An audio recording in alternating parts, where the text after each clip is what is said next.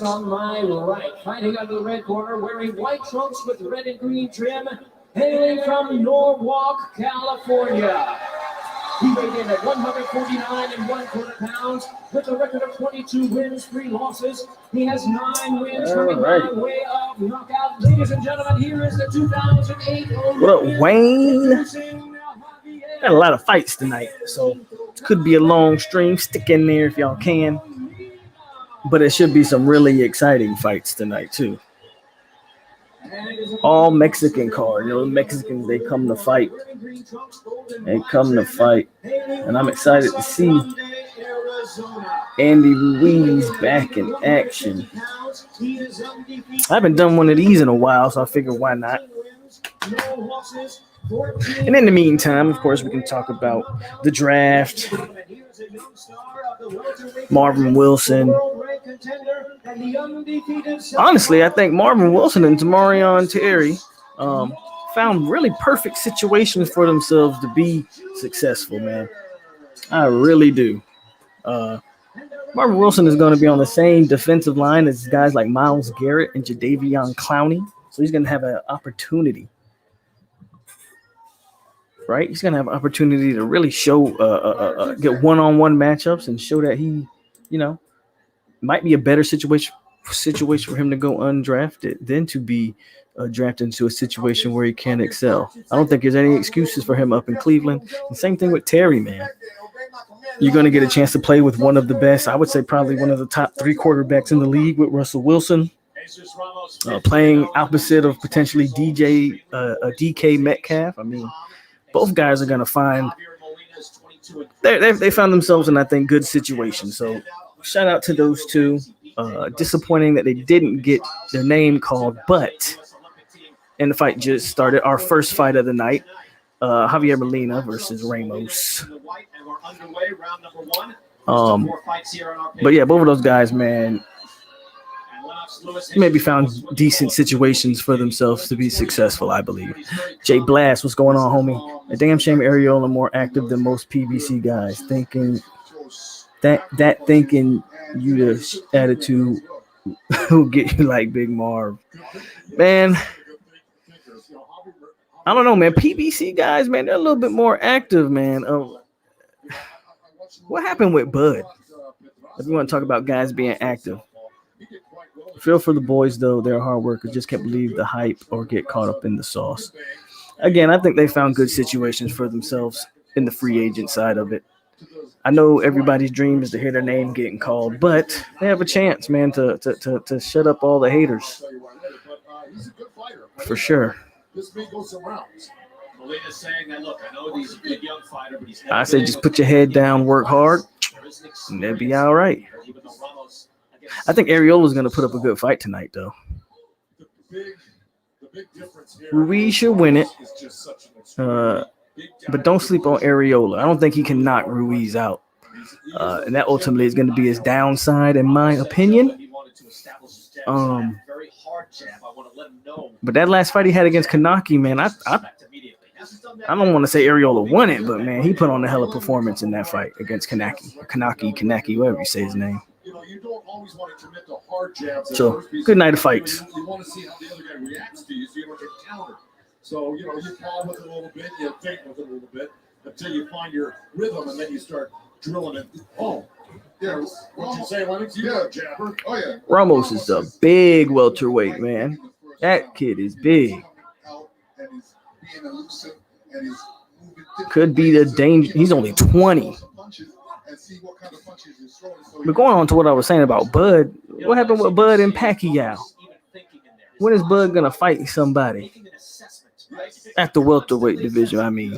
Obviously, Bud, junior welterweight, dominated that division, undisputed at that division. But I got to tell you, man, his welterweight resume is kind of lackluster, or is it just me? It's coming from somebody who used to be a huge Crawford fan. But it seems like every time Bud's scheduled for a big fight, Earl Spence, there was Sean Porter talk, this Pacquiao fight. Every time he looked like he's stepping up, those fights get canned or canceled or don't work out. Man, Ramos is a big welterweight. As we're done with round number 1, and it is father and son in the corner. Jesus Ramos. And Jesus Ramos Jr. there on the stool. Let's listen in. Ramos' nose a little bloodied up. You don't need to get desperate. You need to be working the same way you're doing it.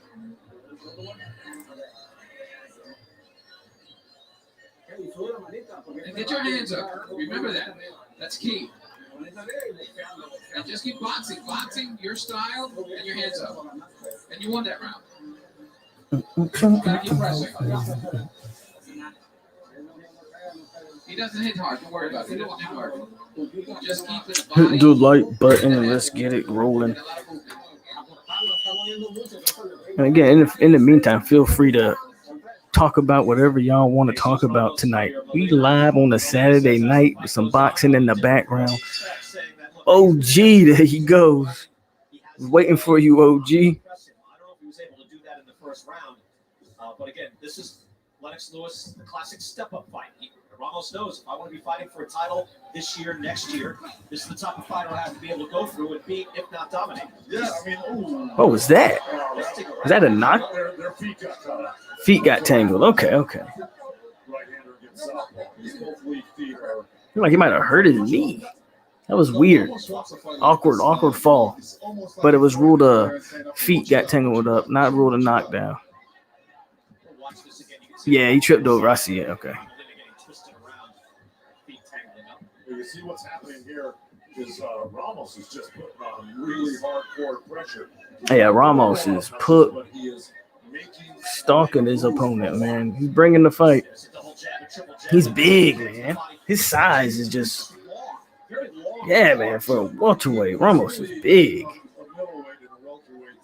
Yes, he looked like he could move up the middleweight if he wanted to. Such a big guy for this division, long arms, and look, as tall as he is, he can sit down low. So you just got under that right hand by Molina, just like that. Jay Blatt, Wayne says Jay Blatt. Marv thought he was big enough to run his mouth, and Terry as well. But I bet they sweated off 200 pounds collectively this weekend, waiting for their names to be called. Really wasn't really a hard shot, but at least he knows he can touch it. Yeah, that long left hand was able to tag Molina there, and he's really stalking Molina at this point, halfway through round 2. Molina might get knocked out. Doing well. Molina's a vet, though. He's a wily vet, a good fighter. He's only 31, so he's still in his prime for the most part. Ooh, his head. Ramos snapped his head back. I think Ramos is just could be one of the future players at this division, man. We're talking 147. The kid's only 20. And he looks good. Looks the part. Broner and Thurman need to fight each other, put good matches on, get paid. All these guys. Blast, I would like to see. Why can't Bud fight Keith? Why can't Bud fight Keith? I don't know if Broner would fight Bud, but I'd be down for that one. I just want to see. I don't personally like Broner at welterweight. I think he's more of a 140 guy. You see that left hand is locked and loaded. There it is. Polk, I need to know where I can find a big mic and headphones like that. Or the headphones I got for free from my job.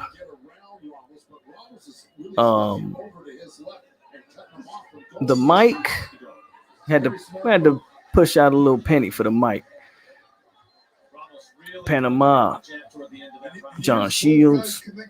Everybody want to be a star, but you got to get active. Middle school kids fight more than these guys. That's true, Jay. But that's just all of boxing. That's a good punch. Got Molina to look downstairs first, so you can look at that. Boom. But that's a good point, man. These guys ain't fighting nowadays. Guys fight once, maybe twice a year. I remember back in the day, man, fighting 3-4 times a year. That was the norm. You know what I'm saying? These guys fight once, twice a year if you're lucky. Twice a year if they're lucky. Maybe try to catch them with a big shot here and there, but there's not much more you can do Yeah, man. OG. I think Ramos is gonna be a serious problem as he gets older. That kid's only 20, and look at him. He looks like a middleweight in the ring. He looks like a middleweight in the ring right now. He's gonna be dangerous.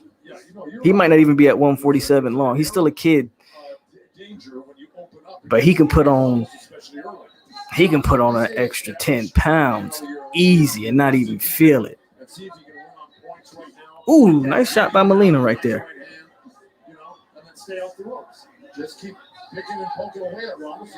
See, he's wildly, he's smart in the ring. I like he's got those hands a little bit more, but you got to be careful when you talk about fighting Ramos. You can't leave yourself open. So I like what Molina's doing, picking his shots, moving his head constantly, which is smart. Ramos is standing a little bit too straight up for me, but that's probably because he doesn't really fear anything Molina's bringing towards him. When is Fury versus Wilder 3 gonna happen? Man, that thing's in arbitration. We could find out something about that soon. His inner computer is working, and he is able to assess what Molina has in front of him. Bends down, digs in a shot to the body. I'll say this about tonight, man. You should see some damn good fights tonight. This is an all Mexican card, so you know these boys are going to sit in the middle of the ring, and these boys are going to throw bombs.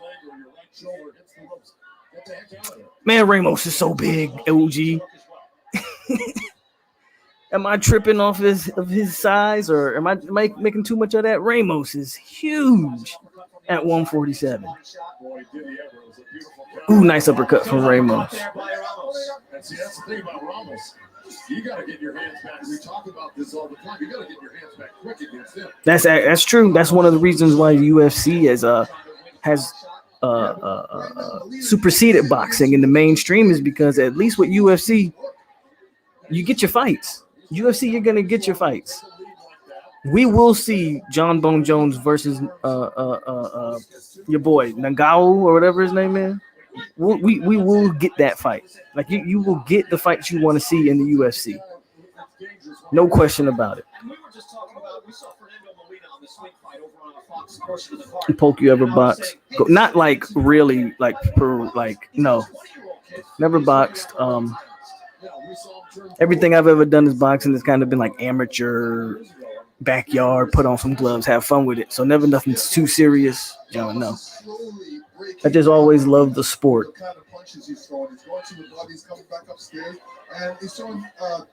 I think Ramos is going to end up finishing this fight. I don't know what round, but he's just physically dominant. No, Ramos. Yeah, man. Ramos is big. Ramos family here tonight. Jesus Ramos Sr. is going to be a busy man, just like our Joe Goosen. You know, he's got to corner his son here, Jesus Jr. And I asked him, do you like it when you're cornering two guys in one night? He said, well, they like it, but I don't. And he called it, quote, stressful. I asked him what he has to do differently. He had to bring in some different personnel. Joshua Rivas here helping warm up Jesus while he was wrapping the hands of Abel. Normally, he would be the one to be able to warm up his son, but he wasn't able to do that. He will go back, though, after his son gets y'all boys sipping on anything tonight? It is a Saturday night. I haven't poured mine yet, but I'll be pouring mine here in a minute. Something new I saw in the store I wanted to try, the Summer Citrus Ciroc. I'm just going to give it a shot.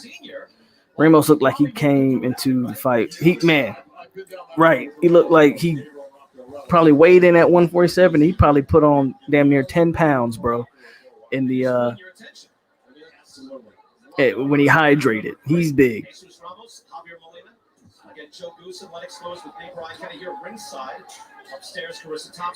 He's got this old school fighting stance. The one thing I don't like for what I'm seeing from Ramos is, and I don't know if he's just doing this in this fight or if this is how he normally is, he's too straight up for me, not moving his head at all. And again, maybe he just doesn't see Molina as a threat, right? But again, he's also only 20 years old, man. The kid's gonna get better. Ramos is gonna be a problem. Ramos is gonna be a problem in the welterweight division. excitement. Yeah. Sound like a Hawaii drink. No, it's a new flavor of Ciroc. So I just figured I'd give it a shot. Some summer, they had summer citrus and summer watermelon. I bought both of them, but I'm gonna try the citrus one. Joe, we hear you wearing white in the corner. Is that true? Yeah, it's not a secret, but White denim? yeah. Wow. That's a fashion risk. Round 4 here. I do like what Molina's doing. He's making himself not an easy target, which is smart against a big power puncher. That was some slick stuff from Molina to avoid all those big shots in the corner right there. He was up and down, turn left, turn right. It was really nice. What Molina needs to do is throw some punches, though. That's what the problem. Ramos is just so dangerous that you Defense means nothing without offense. The problem is, as you see, whenever he throws punches, man, Ramos is right there firing back. Ramos caught Molina with a good left hand right when he was against the ropes. Just Ramos is always hunting. He's a real physical presence. Watch your head, fellas. Watch your head.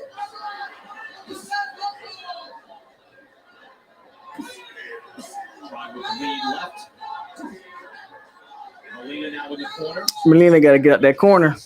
There you go, Molina. Molina got to get out that corner. Tell you, here we are. Hey, Joe, I'll just leave you in the last 30 seconds. Like in On the Waterfront, right? Class, outdoors in a ball. They must be fighting in probably fighting in California if I had to guess.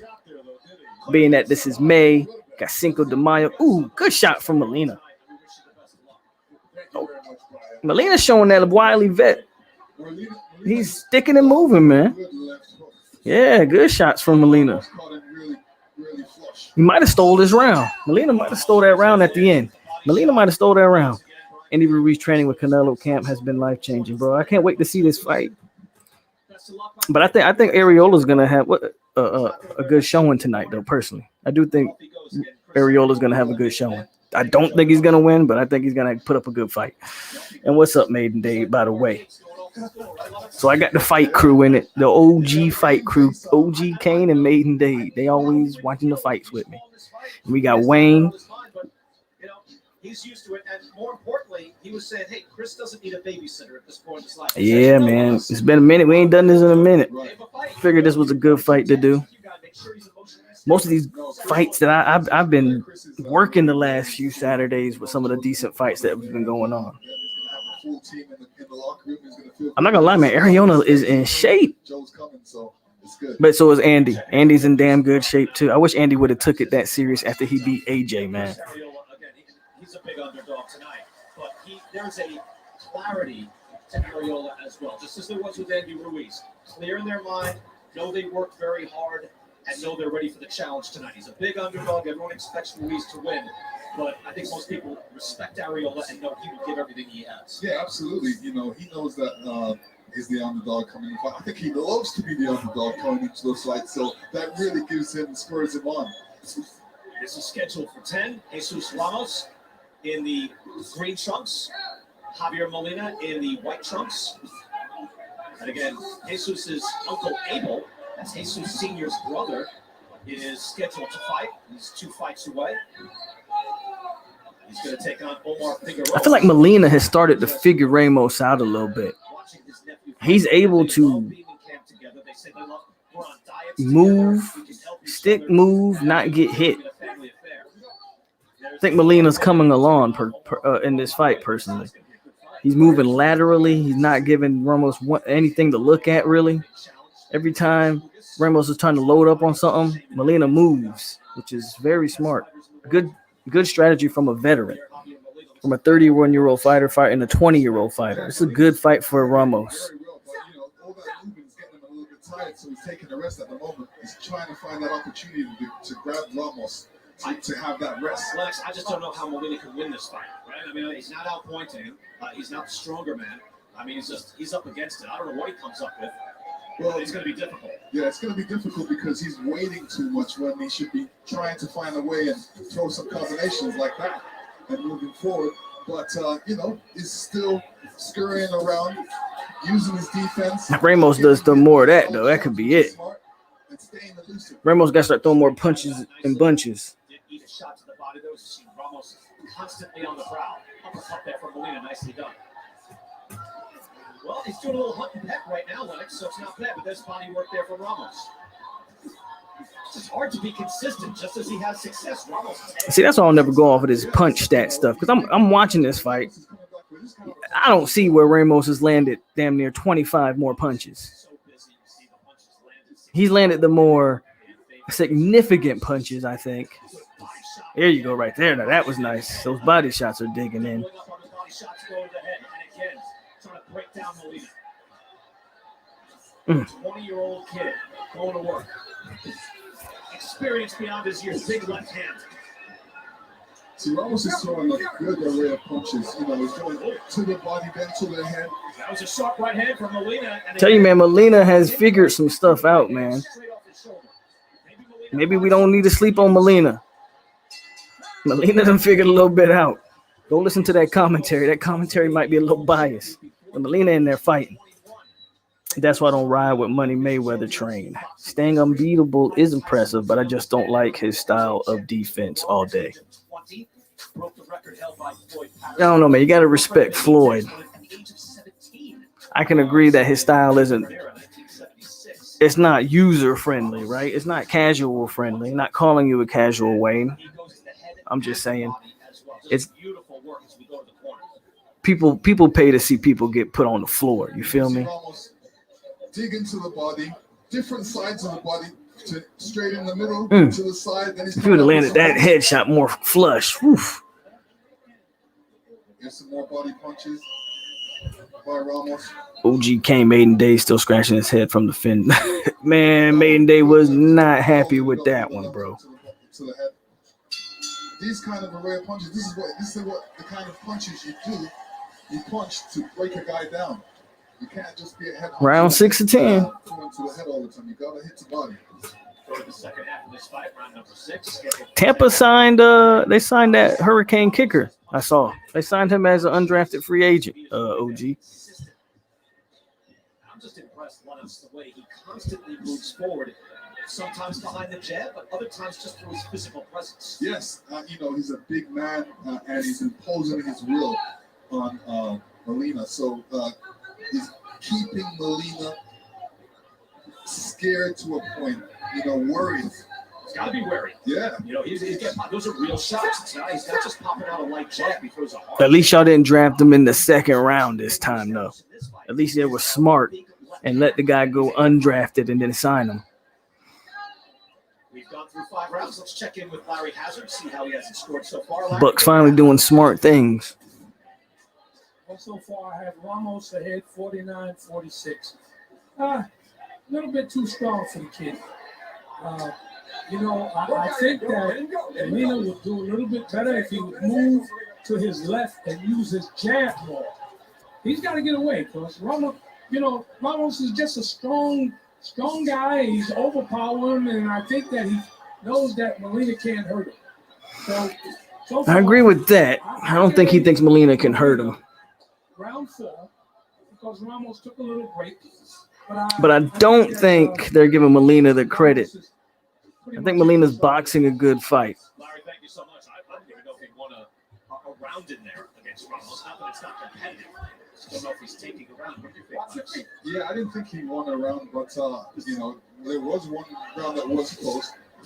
But Ramos is coming with that right hook, and he's really setting it up. He's throwing 2 little short punches first, and then coming back with that clean-up right hook. That's the right hook to the belly. And a right hook to the head. They will follow up just as a Good shot from Molina. Yeah, Molina came But it don't look like he's hurting Ramos, though. That's the problem, because that was a nice, solid punch. Molina actually did a little bicycle step there, trying to get that win back in. Ooh. That in.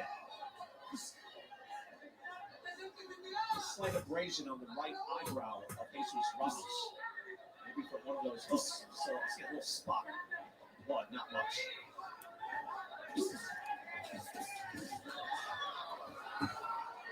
We're going to show you here on your left. Ramos actually taking a pretty good shot. But, you know, Molina is having his moments. That's probably where the Yeah, that punch almost cut him. That punch almost cut him. OG Cam, I'm not gonna lie. I used to love Tampa Bay back when they had Derrick Brooks and Warren Sapp, John Lynch, Mike Allstott, all them boys. Take a look at that again. Right eyebrow. He's got a cut right there. I call it a nick. Not big.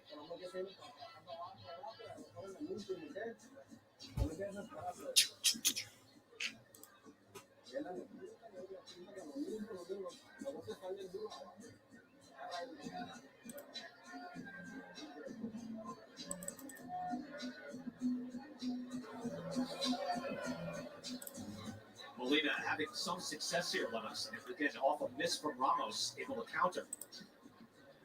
You know, I think he had the cut already, so maybe it didn't come from that shot. I think he's got that already. Again, either way, it's just a small cut. It's not much of anything, but Ramos fighting beautifully. Molina fighting bravely. Yes. But he knows he's up against it. There's no question.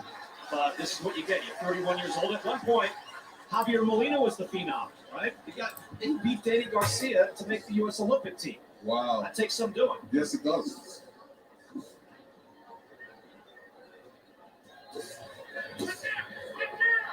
Stop. Molina didn't appreciate that. Uh-oh. They're getting mad at each other.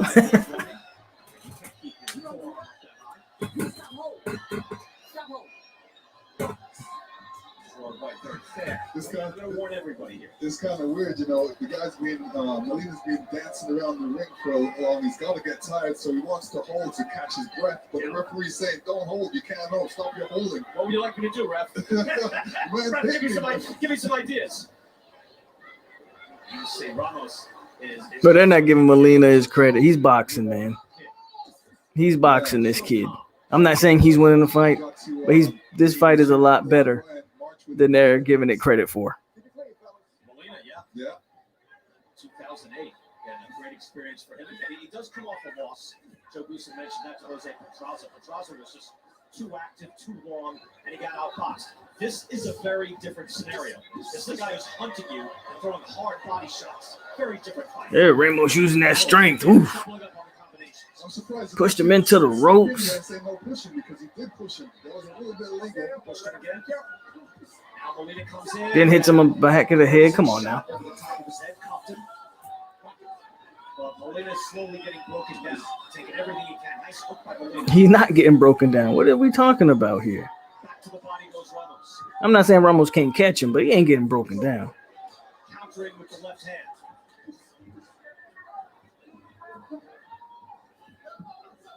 It's the first time that Jesus Ramos has had to fight a round. Nice uppercut there on the ropes. But Molina's taking these shots fairly well, man. And look, he's doing work on the inside as a smaller guy. Come on now. He makes it look easy. This, though, you can see, step up against a veteran fighter, and he's No, I think that's the thing, OG, is that Molina can't hurt him. I could say he's looking for that knockout. He doesn't get paid for overtime, but he's definitely throwing some great punches. The ref getting on my nerves. Oh, come on. Boo. Come on. That's the trash. They really taking a point for that? That was bull. I can't say I was disappointed with the Dolphins draft. Probably would have taken Rousseau over Phillips if I had to pick a Canes player, but I think Phillips can do what we need for him to do at the end. We're going to go back earlier in the round. Man, that was a little rough. Now, we start remember Ramos had that. Come on, he's got Molina's face. Now, at that point, he can relinquish. He should. No, well, basically, he's pushing him off because Molina is holding him. So, you know, he's basically saying, "Stop holding me. You know, you're holding me. Get away from me." So he's, pushing. I think only four players got drafted from Miami, Panama. I think Phillips, Rousseau, Brevin. I think Brevin went in the 5th. I think I'm missing somebody. Somebody tell me who I'm missing. I think it was 4 total. Oh, and Roche. I think Roche went like the 6th or the 7th.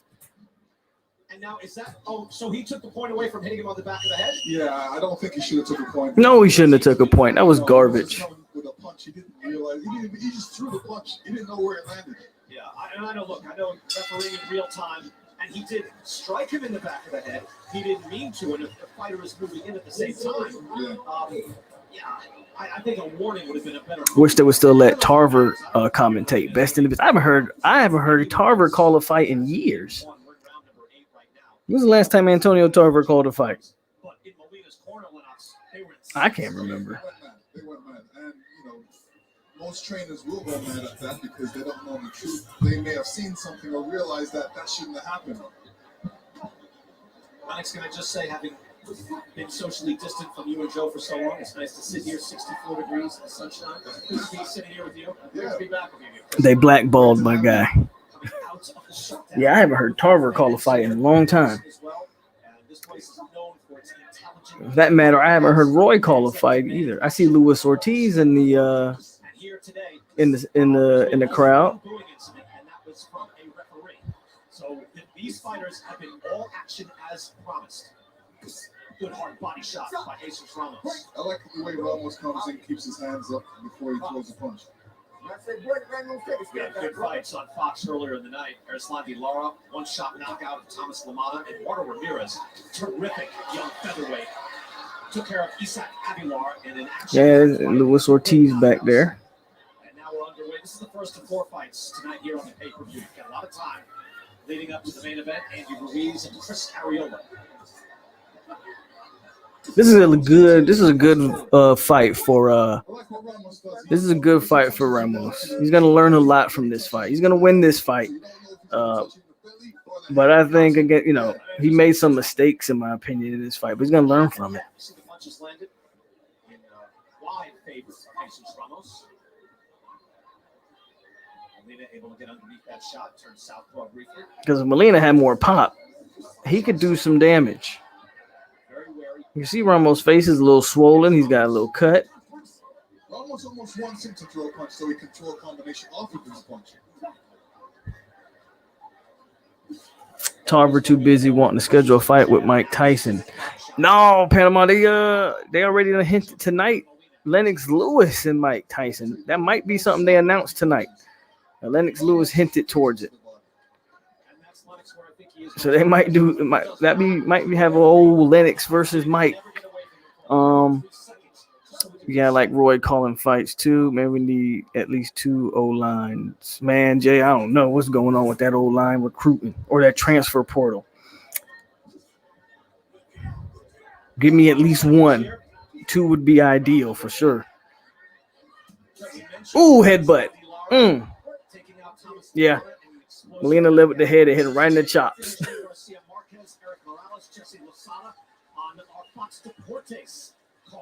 Earlier tonight, let's listen in.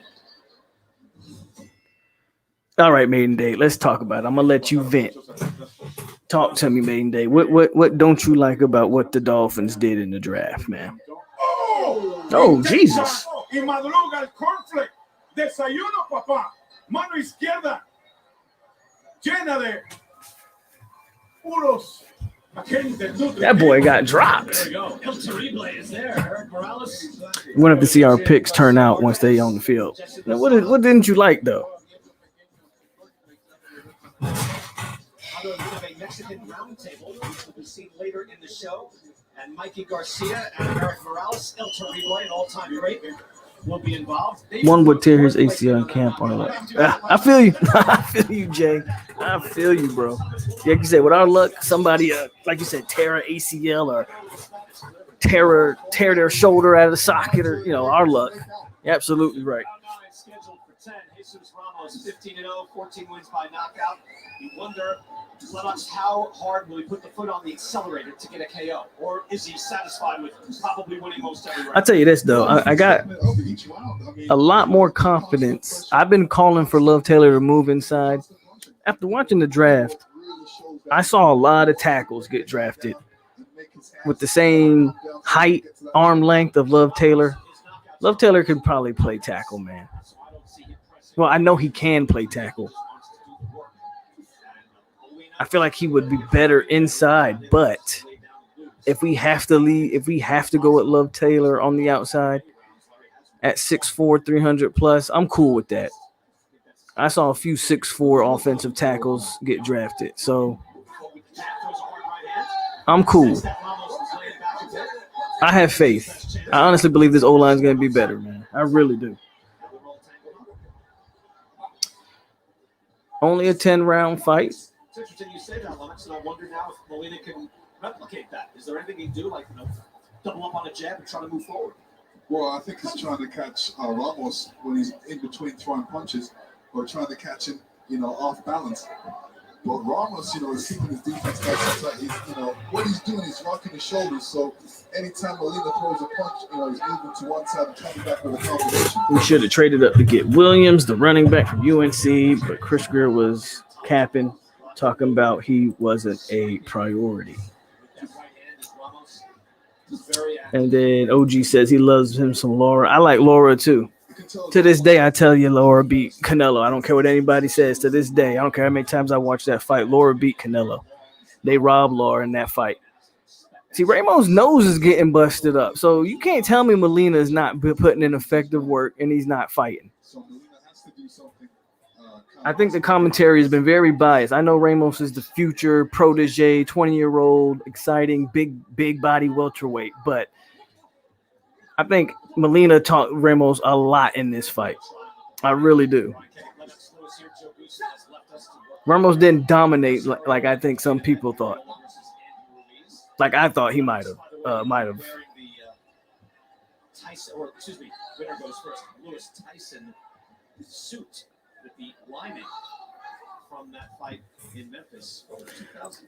There go that settling that we do every season. We got 20 DBs. We got a ton of DBs.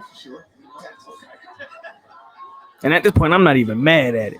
I'll be honest with you, Jay. I'm not mad at the DBs. Keep signing the DBs as far as I'm concerned. Panama says, all I know is Landon Dixon couldn't stay healthy at FSU and then transfers to Alabama and becomes top drafted offensive. Hey.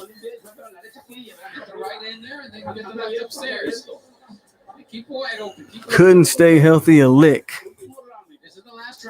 Goes to Bama, not only stays healthy, but All-American caliber. Ain't that crazy?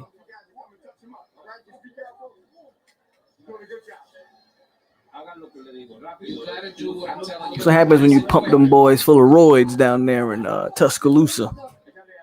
I'm just saying. HGH. Yeah, and here you see a great right hook right around Ramos' left hand. Here's another look at it. He steps in with the right hand and he whips it around, catches him. All right, last round. 10th and final round. Jesus Ramos in the green trunks. Javier Molina in the white. See the punches thrown and landed. Ramos leading and punches landed 124 to 70 body shots. It's a huge discrepancy. 62. I don't know, OG. You tell me. You tell me, man. I don't be seeing none of them. How Alabama O-line be staying healthy every year, right?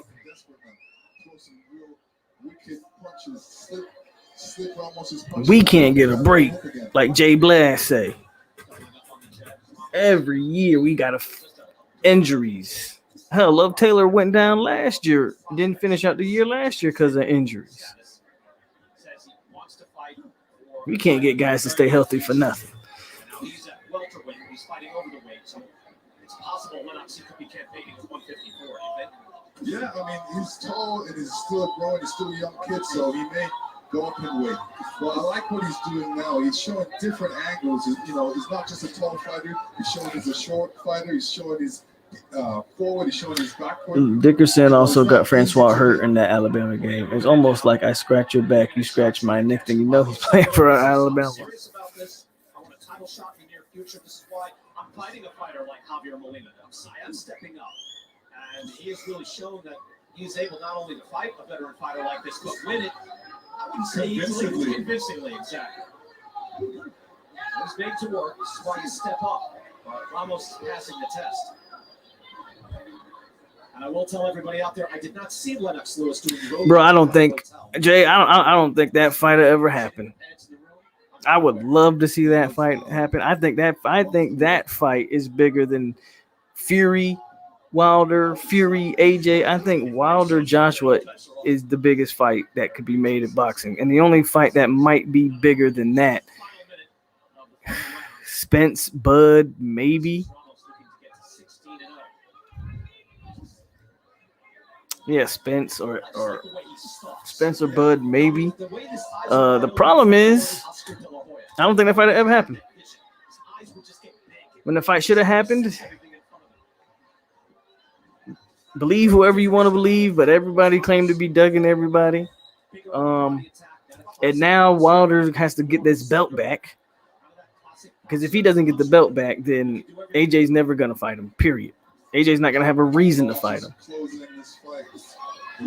And don't let AJ beat Fury if that fight happens, which I don't think would happen. I think Fury would take AJ to school personally. With that said, if by chance AJ was to get all the belts, he would never give Wilder a shot. I honestly believe, and I don't care who agrees or disagrees, I don't think AJ wants any part of Deontay. Wayne Tillman, that's so true. If I'm not mistaken, he missed the block that ended the Francois career in the Alabama game. You can see a year from now, if he fights at the same pace, 3-4 fights. Yeah, I mean, That's a solid opening fight. Ramos didn't finish him. But I don't really think he dominated. I think he won. I think it was a solid showing, but I thought Molino added different wrinkles and gave him some stuff to think about. I thought Molina showed up. but this is a fight he definitely learned something because he went around. Definitely learned a lot in this fight. Who is also at 154 pounds. He just recently got into the top 10. Fedora will fight Jorge Cota coming up next. So we'll get a look. Again, we've kind of gotten used to Ramos being at 147. If you want a title shot at 147, you're fighting a superstar. Right? Like Sean Porter sitting upstairs. That's tough. Maybe against, I'm just throwing out Tony Harrison, J-Rock, Jason Rosario, one of those fighters. But Sebastian Fondora will have a say in that as well. He's at 154 pounds, despite being a full 6'6". He'll be taking on Jorge Cota, and that He's 6'6" at 154. Bruh, Wilder's 6'7". Jesus Christ. I'm interested. I want to see this fight now. Early. We expect a good A-list. Byron Scott. There's Byron Scott. Good for him getting here early. Like you guys say, hey, I want to get here for like the first fights. Yeah, of course. You know, Luis Ortiz. Here's Luis Ortiz. Heavyweight as well. And his last fight was against Deontay Wilder, where he was winning that fight. Yeah. Until one shot and ended everything. It only takes one shot. Yordenis Ugas is here as well, one of the best welterweights. That's the guy that I think that they're gonna fight. Earl Ugas and Earl gonna fight. Yeah, he's on the Seahawks. Antonio, he signed with the Seahawks, Ready to get the decision, and we'll go inside. which is a good spot. Honestly, I think Marv and Terry actually found pretty decent spots in the free agency market. Probably better than if they would have got drafted somewhere. Again, Marv is going to be on a defensive line if he's able to crack that defensive tackle rotation. I mean, Marv, he's going to be playing on a defensive line with Myles Garrett and Jadeveon Clowney. And Terry, if he's able to crack that wide receiver rotation, you're playing alongside Metcalf. You got one of the top 3 quarterbacks in the game, possibly throwing you the ball. I mean, there you go. Who we want at kick return with Ren? I'm not sure. Do we want Ren at kick return? Ren ain't showed me that he plays fast enough. We keep talking about everybody's just enamored over Buddy's speed, and I ain't seen it in pads on the football field yet. One thing to be track fast is another thing to be football fast. to be able to fight and win and go through that level of progression. I want to see how they might put Dustin Hill back there to kick on some kick returns. They had who they have down back there at kick returns in the spring. They had Jamie Robinson returning kicks. I mean, they got some options. Good landing spot. Hope he makes that roster, but at least he got a shot. Same here. Thank you so much, Brian. Only 4 men of Mexican heritage have ever fought for the heavyweight title. 2 of them square off in our main event tonight. Andy Ruiz reached the sports pinnacle nearly 2 years ago. They just made a true statement about Wilder. You can be kicking his ass, and he just comes around with that one shot. Boom, game over. In our main event, and it's great to have a crowd back, isn't it? And what a better place than home right here in Southern California. Some of the greatest brawls at Dignity Health Sports Park. And we've got 3 more all-action, all-Mexican fights to go. You guys, we got a great night ahead of us. It's Sebastian Fundora and Jorge Cota in a super welterweight eliminator. Then it's a pair of high Antonio, both of them need to go in and work hard. I know I would have, if I had shot. That's all you can ask for. Agreed, Panama. That's all you can ask for. I think Terry's got to leave his attitude at the door. Okay. I think that's one of the things that got him undrafted. On top of the fact that he's a one-trick pony. You can say what you want, but Tamarion Terry is not a great route runner and doesn't have the best hands, period.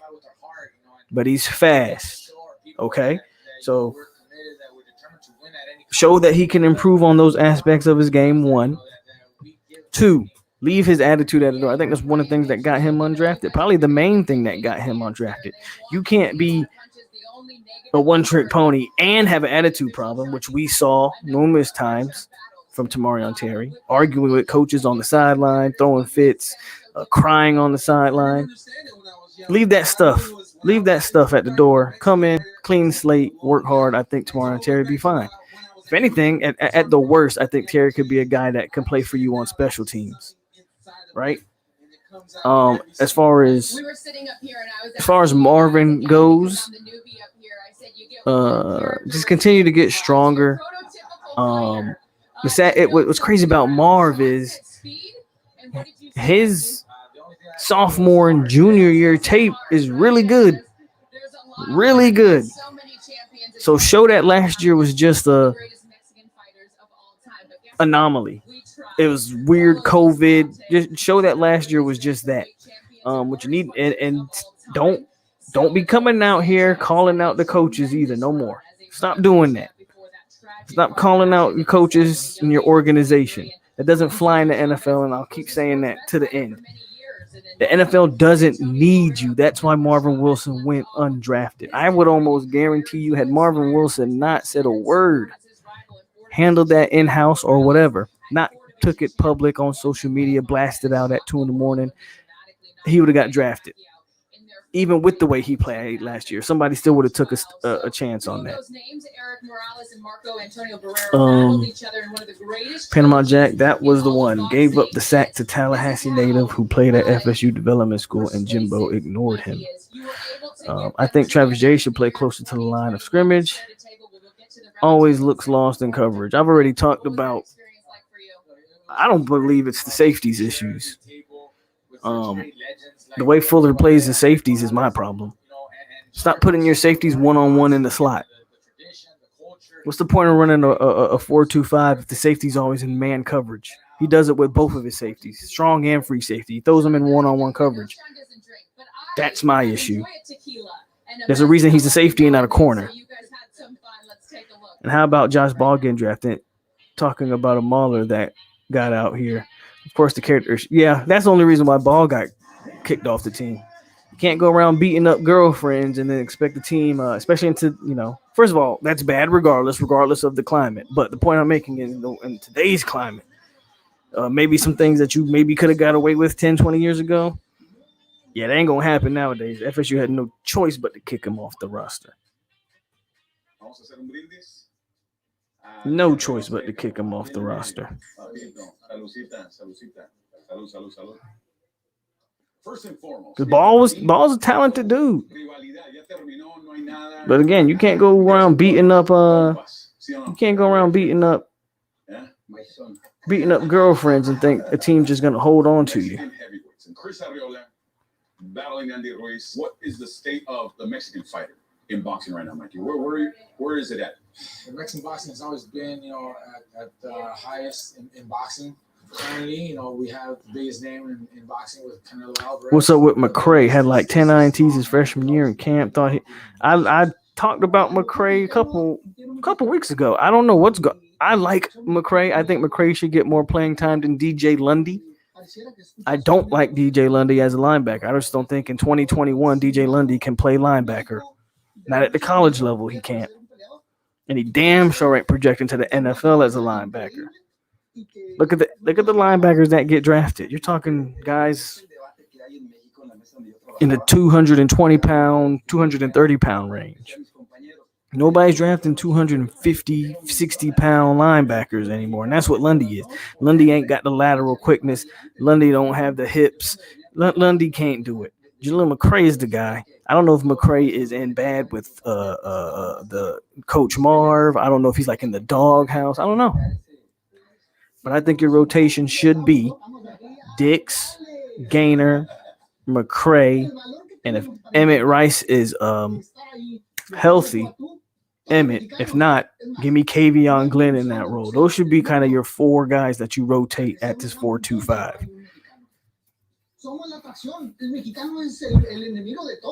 Lundy, they need to put him as a lead blocker on offense or something. He cannot play linebacker. All right, I'm locked in now, ready to enjoy this card. All right, Maiden Day, he was just in and out, but we in here now, mate. First fight down. Lundy slow as molasses. Absolutely. I think Coach Marv just as bad as Fuller. It's turning out that way. I'm trying to figure it out. I don't understand the way they're using these linebackers. He can't recruit. We just lost I'm not going to say we lost him because we didn't have him, but we just was in the running for a kid, and he just committed to Georgia Tech today. But apparently Georgia Tech's telling him he can play safety, which no, he can't play safety. I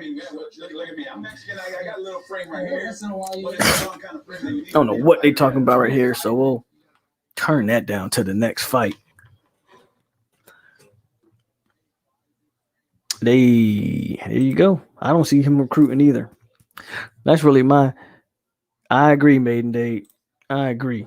Good fights tonight. All Mexican card too, but good fights.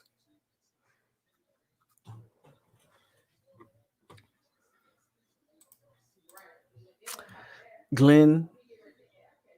You're right. I wasn't talking about Glenn. You're right. I was talking about Deloach. My bad.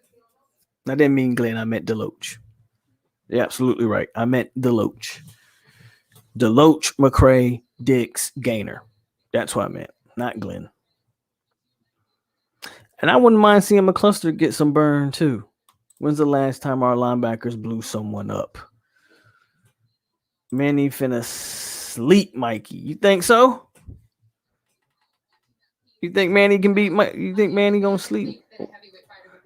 Okay, Maiden Day, I asked this question earlier, so I'm glad you're in here. What happened with Bud and Pacquiao, bro? What Bud got going on over there that he can't make no big fights, bro? What is going on with Bud? Every time Bud is scheduled or rumored, or they're talking about Bud and Sean Porter, Bud and Manny Pacquiao, the fight never materialized. What's going on with Bud over there at Top Rank? Why can't Bud get a fight?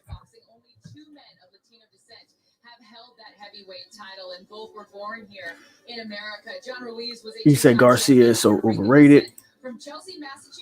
Or Troy. I think he went to Troy. Nearly 2 years ago. We are just moments away from our next fight. Mikey doesn't have enough output to keep up with 43-year-old Manny. Bud is on my. I agree, bro. Bud on mine too. I'm not understanding why Bud can't ever seem to get these fights. Why everybody now? Granted, I will say this: majority of the top welterweights are PBC side. But still,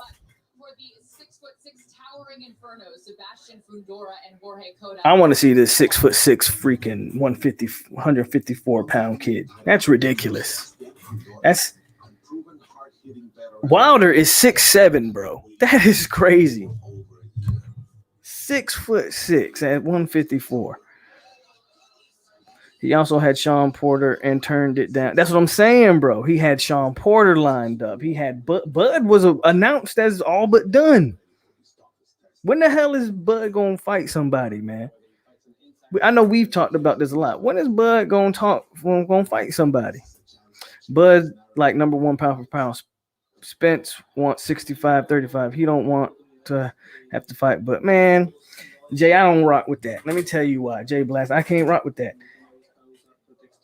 Earl got 2 belts. Bud has 1. Earl about to have 3 belts when he fight Ugas. I'm gonna just call it now. Earl gonna get 3 belts. First of all, ESPN pay Bud enough money as it is. If Bud want to prove he the best, take 65-35. Who cares? It's gonna be a rematch anyway. Bud's welterweight resume doesn't warrant 65, doesn't warrant a 50-50 split.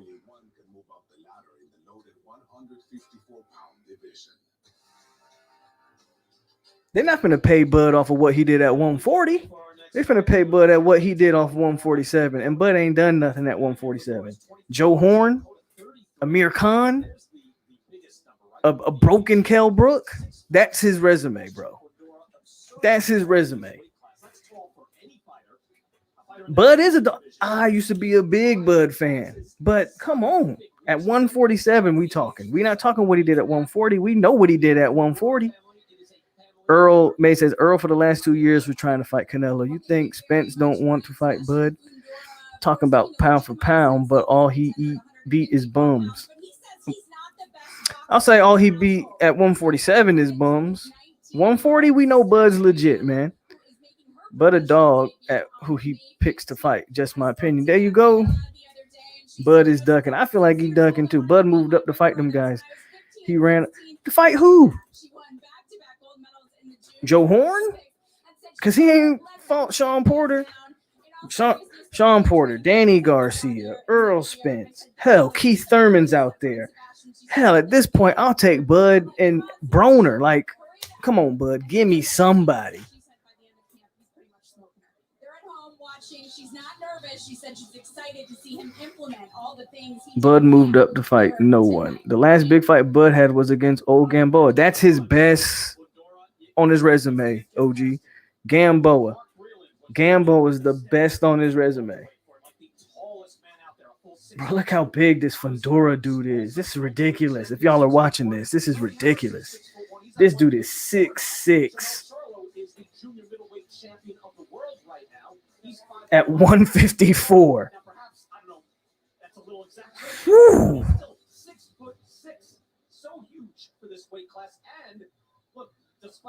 Charlo would chop him down though, but still, man, 6'6". That makes for a hell of a matchup for any fighter at that weight. Bud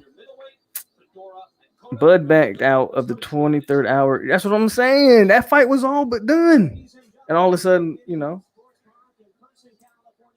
I agree. I don't think Bud would lose to Broner, but at least it'd be a fight. Like, again, Bud ain't fighting nobody. I don't think Bud would lose to Broner. Broner don't throw enough punches for Bud. They said the same thing about Roy Jones Jr. in his prime, but nobody wanted to fight Roy, so he moved up. That's not, but nah, see, the difference between Roy and Bud, Roy fought everybody. Roy fought Bernard Hopkins. He fought James Toney, so that ain't even comparable. Roy fought all them guys.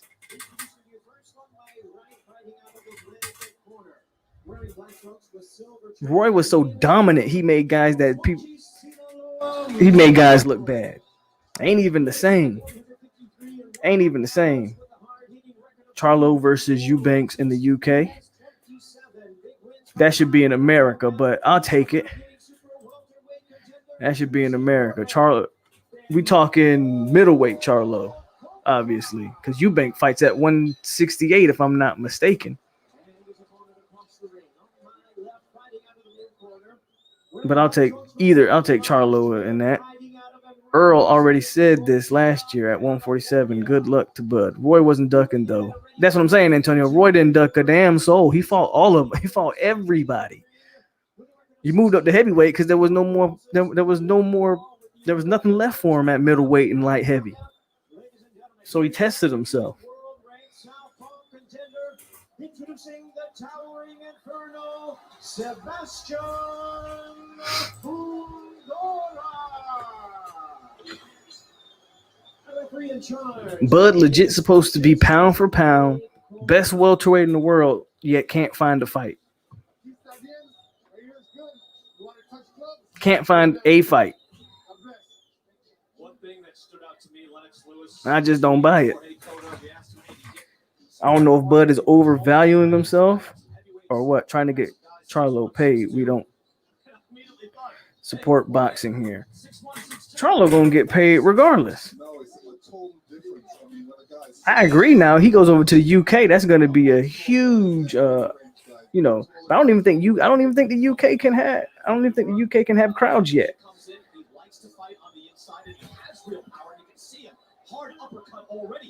And this dude is 6'6" at 154. He's not wasting no time. And Fundora, on his part, said, I know what this fight's going to be. This is a super welterweight title eliminator. So what? He wins this, he becomes a mandatory for Charlo? Because Charlo going to chop this shit down. He look a little bit too lean and uncoordinated. Because Charlo going to smash this from what I'm seeing. Oh, yeah. Charlo will kill this kid. Charlo's to kill this Fundora kid. This a title eliminator? Good luck. Good luck. Roy ran out on dudes to fight. That's why he moved up. There you go. That fight will be over quick. This fight will be over quickly. Just saying. I don't know, man. This Fundora kid getting touched up a little bit. Both men seem to want this fight and want it right there. You might be right though, OG. This might be somebody getting knocked out. I don't know who, but somebody getting knocked out.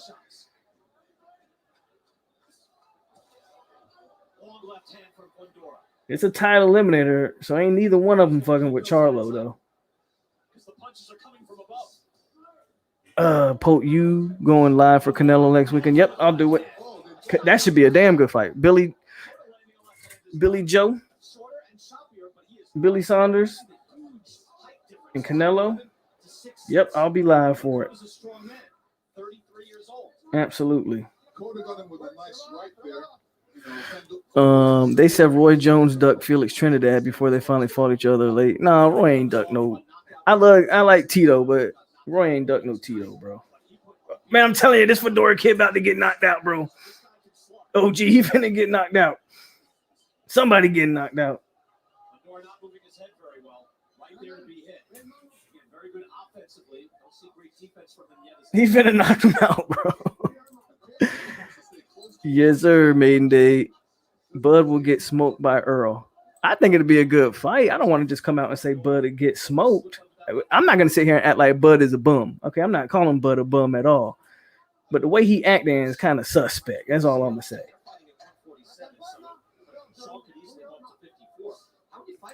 Canelo versus Charlo is money. Absolutely. Man, Fedor finna get... I don't care who wins this fight. Both of these boys food for Jamel. Jamel's the little Charlo, right? Jamel, and then Jamal is the big Charlo. Both of them food for Charlo. That's all I'm gonna say. That's a good uppercut. Ooh, good one too. That's like out of a video game. Like, so accurate. And here's Coda coming back. Bin. Left hook and another right Bin. on the chin. of Fundora. Bud ain't a bum, but he doing the same thing that Keith Thurman. Yeah. Yep. There you go. Nobody thinks Bud's a bum, but come on, man. Get in the ring. Bud acting like he 28. What is Bud? Bud is like 34 years old or something like that. Bud need to get in the ring. Back-to-back knockout wins, and you see the power punches right here. It's 27-15, so they threw for over 110 power shots. They had lots of power shots, and landing the shots as well. Fundora getting the better of it, but he's in for real against the veteran Cota. Bruh, these boys just throwing. It's hard to fight a guy that's 6'6", man. That's so crazy. Fundora knocked out Nate Gallimore, who's a solid contender last August. Then he made easy work against Habib Ahmed in December, knocked him out in the second round. But Lennox, I think it's fair to say, he was not tested the way he's been tested already by Cota. Right now, he needs to take a step back and make room for his punches so he can throw some combinations right now. Getting a little sloppy.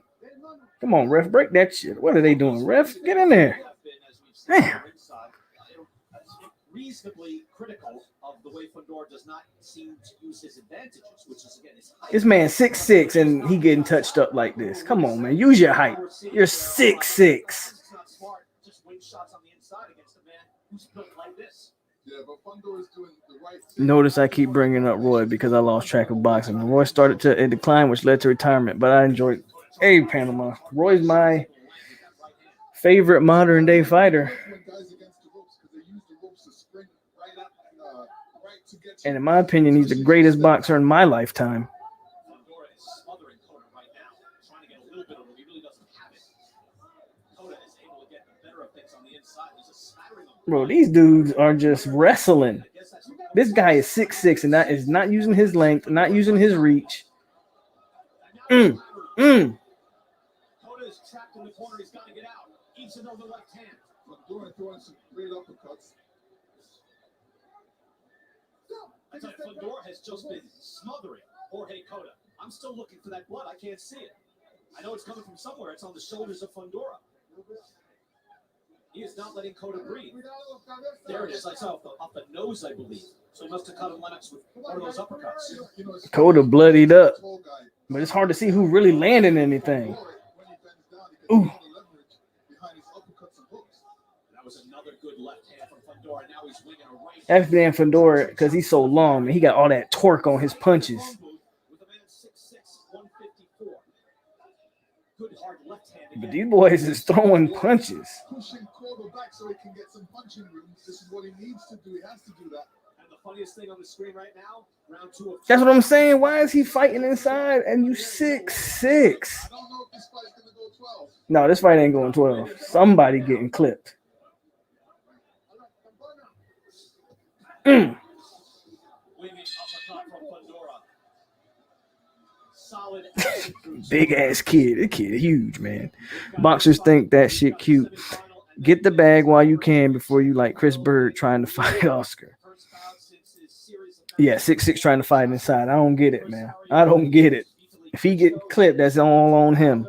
Bud can play big bank, take little bank if he wants to someone who's willing to fight, but he just isn't willing to. Thank you, Wayne. Thank you, Wayne. I hate that boxing has gotten to the point where people are talking about money and 50-50 splits and all that. Man, the hell with that. Get in the ring and fight. What are we talking about? One guy has 2 belts. One guy has 1 belt. What makes you think you deserve a 50-50 split? One guy on his resume has Sean Porter and Mikey Garcia and Danny Garcia. You got Joe Horn, Amir Khan, who anybody can knock out. I can knock out Amir Khan. And a Kell Brook who's been battered and beaten. Ooh.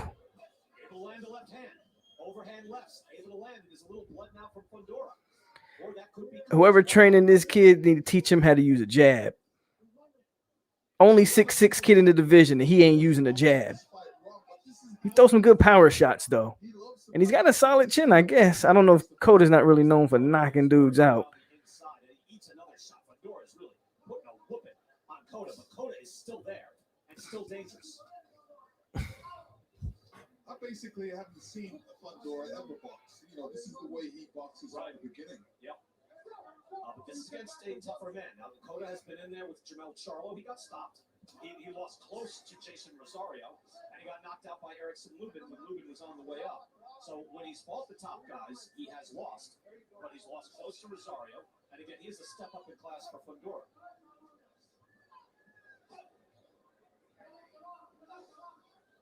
Yeah, Coda needs to move his head. You know, his head. My bad, guys. I got a little bit into the fight. Got a little quiet. But Maiden Day says facts. And Panama says Maiden Day. I believe I will get back to watching some of these young guys.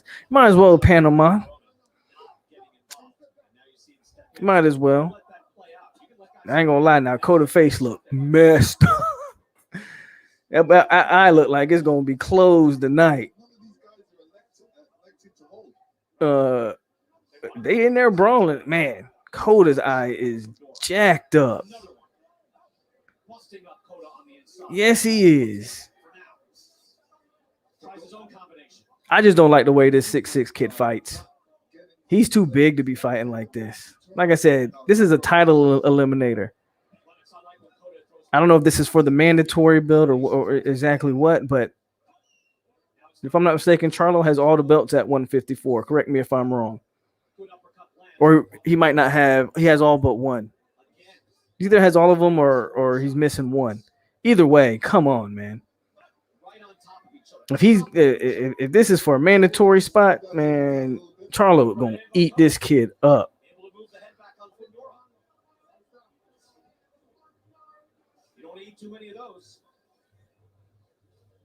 Hell, a guy like Jarrett Hurd would eat this kid up. I would love to. I need to see Jarrett Hurd back in the ring. Because that was a fight I really was hoping I got to see with Charlo versus Hurd. Cotto's sticking in there, but he is getting his ass whooped. Look at his face. Cotto is getting the brakes beat off of him. Here it is. Look, the Vaseline all over him. He's getting busted up, marked up, and then they put it over his face. Jesus. Cotto gonna be hurting tonight. Cotto gonna be, oh my God. If Roy Jones Jr. versus Tarver was in this social media area, the lead up would be nuts. Both of them boys could talk, man. If Roy Jones was in this era, it would be crazy because Roy was the showman and he was nasty in the ring. And Tarver got the best mouthpiece. Ain't nobody did it like Roy since Ali or Sugar. Meldrick Taylor had fast hands too. What hurt Roy is coming back down from heavyweight. That's the problem. That's what hurt Roy. That was too much on his body, man. Coming back down from heavyweight. He was never the same once he came back down from heavyweight. Lost too much muscle mass, all that stuff.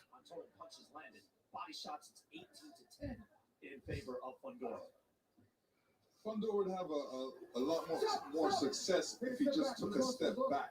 Yes. Thank you, Lennox. If the man would just fight from a distance, you're 6'6". You got the reach, the height. But for some reason, you want to fight in the inside with the smaller guy. God forbid the small guy catch you correct on the chin and it's over.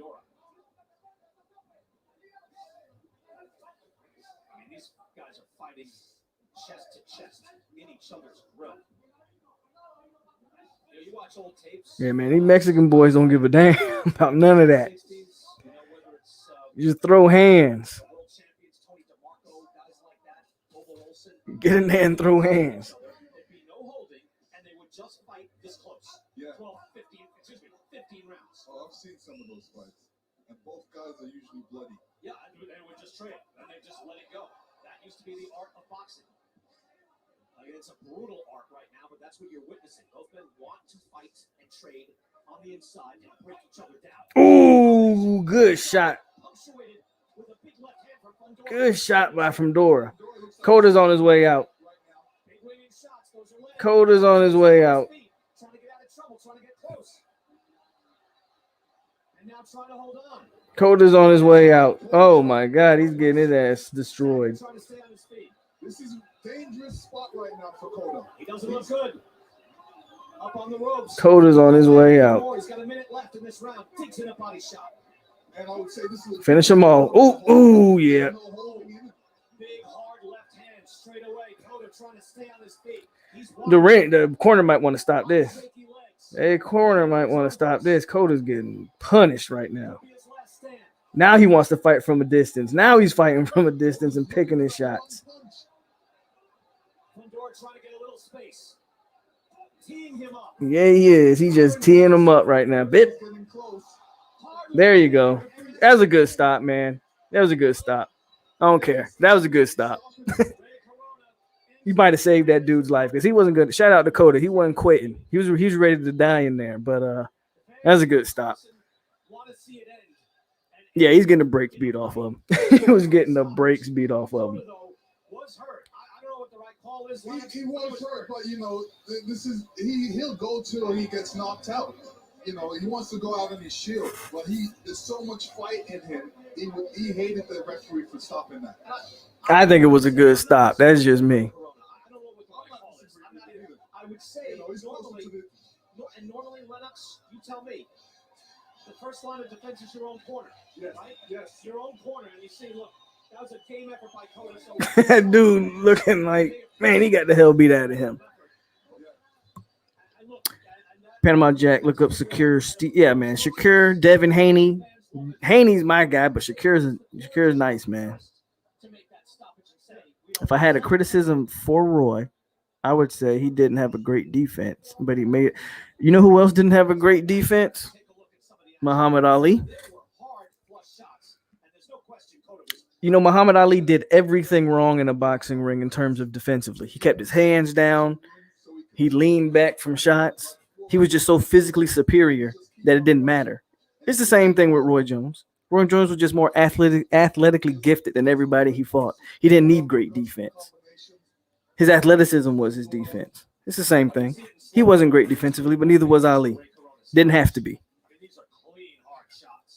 We was blessed to witness athletes like Roy Jones and P-Dub. They don't even make quick twitch muscles like that no more. Not in boxing, they don't.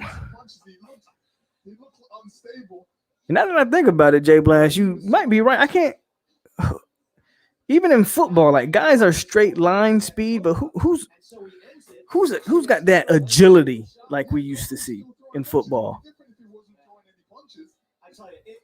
Roy didn't. I wish when he got older he would have become more defensive. Yeah, it's the same thing with Ali. Once the athleticism started to wane, they got kind of beat up in their later years. But in their primes, they were untouchable. That was an entertaining fight. The Fedora kid doesn't impress me too much. His size is impressive. He can punch. But he better improve quick because against better fighters, you're talking against some of them better 154s, Tony Harris. The problem with Tony Harrison, he always gets knocked out though. But some of them better 154s, you better be careful. You better be careful. Now, I'm going to go pour me a drink since this fight is over. So y'all boys staying fast. I'm going to go pour me a drink finally. Thank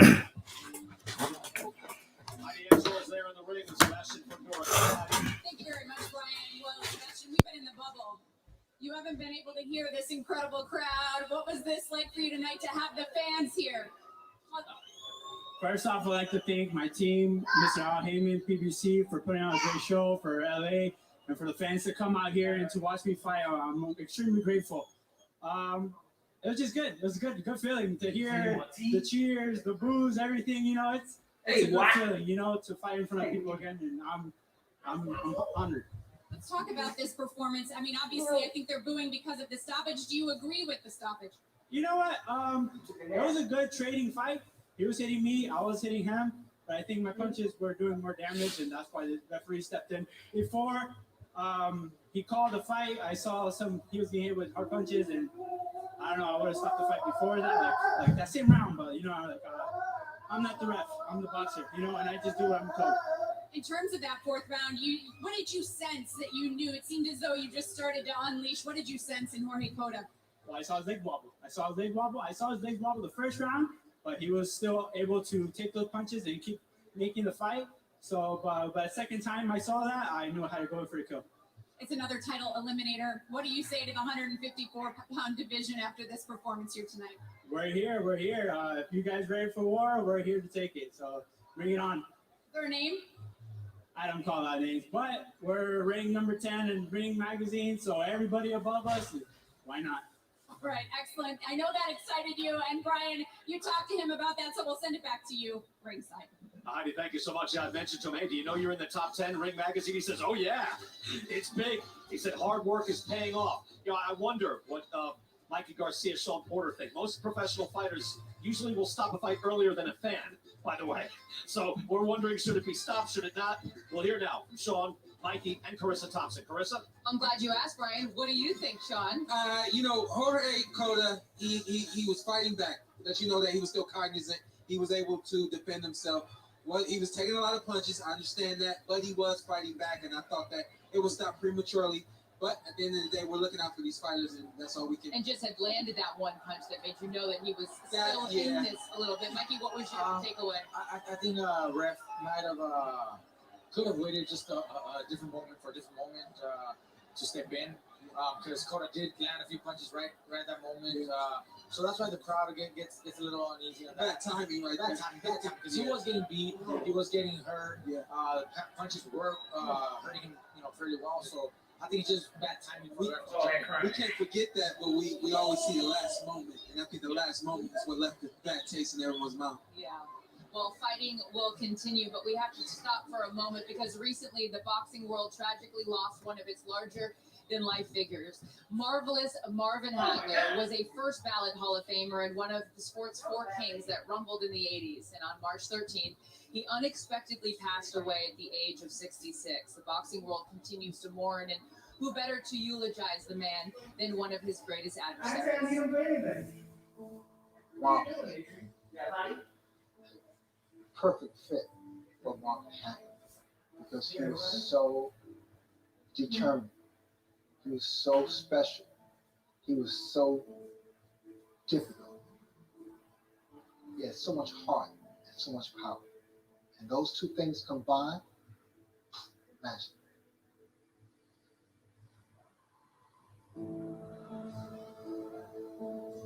When I heard Marvin had passed away, I thought it was a joke. I couldn't fathom that ever taking place. Marvin Hagler does not go away. Marvin Hagler is more than a champion. He's marvelous, special, superior, dominant, marvelous. Yes, you earned that, my friend. We have millions of boxing fans who take their hat off to you. They love you. They miss you. I miss you. God bless you, brother. God bless you.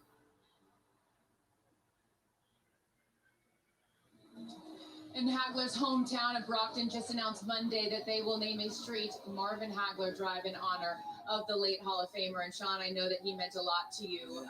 What was it about him that made him so special? And there's a special story I know that you also have that you'd like to share? Yeah, I mean, everything that Sugar Ray Leonard said right there, he fit that word marvelous. Marvelous is just a word, but he embodied it, and he became marvelous to the world. I was able to witness that firsthand, being able to meet him, speak to him, share some great times with him at the Boxing Hall of Fame, and I picked a great guy to try to be like the Marvelous Marvin. That's amazing. And there's a quote that I'd like to read. He once said, "It's tough." All right. We're back. Let's see here. So, Mikey, this is our first time Agreed. Both was tough to watch. I rewatched all the Ali fights, and towards the end, it was sad. Main day for real because it crushed my heart to see him get knocked out by Tarver. The guy he fought in Memphis that sent my boy Roy. Russians, Ice Roy. That's what motivates me. I'm not done. What I've accomplished is not all that I will accomplish, and that's how I keep getting up every morning, to do my road work, to do my training. He should have retired after he beat Ruiz, man. I think that's how Andy needs to see it also. He needs to see that he winning the titles, 2 years ago. What's up, buddy? Not the end of his career. There's still more for him. And family has a way of keeping us all very humble, doesn't it? Joe Goosen isn't the only one pulling double duty tonight. Jesus Ramos Sr. Worked in his That's not bad. earlier, and now he's working his brother's corner right there. Trying that Ciroc citrus for the first time. Summer citrus. Not bad. With a dash, I threw a dash of lemonade in there. Well, I mean, who knows you better than family, Not bad. I can dig it. I can dig it.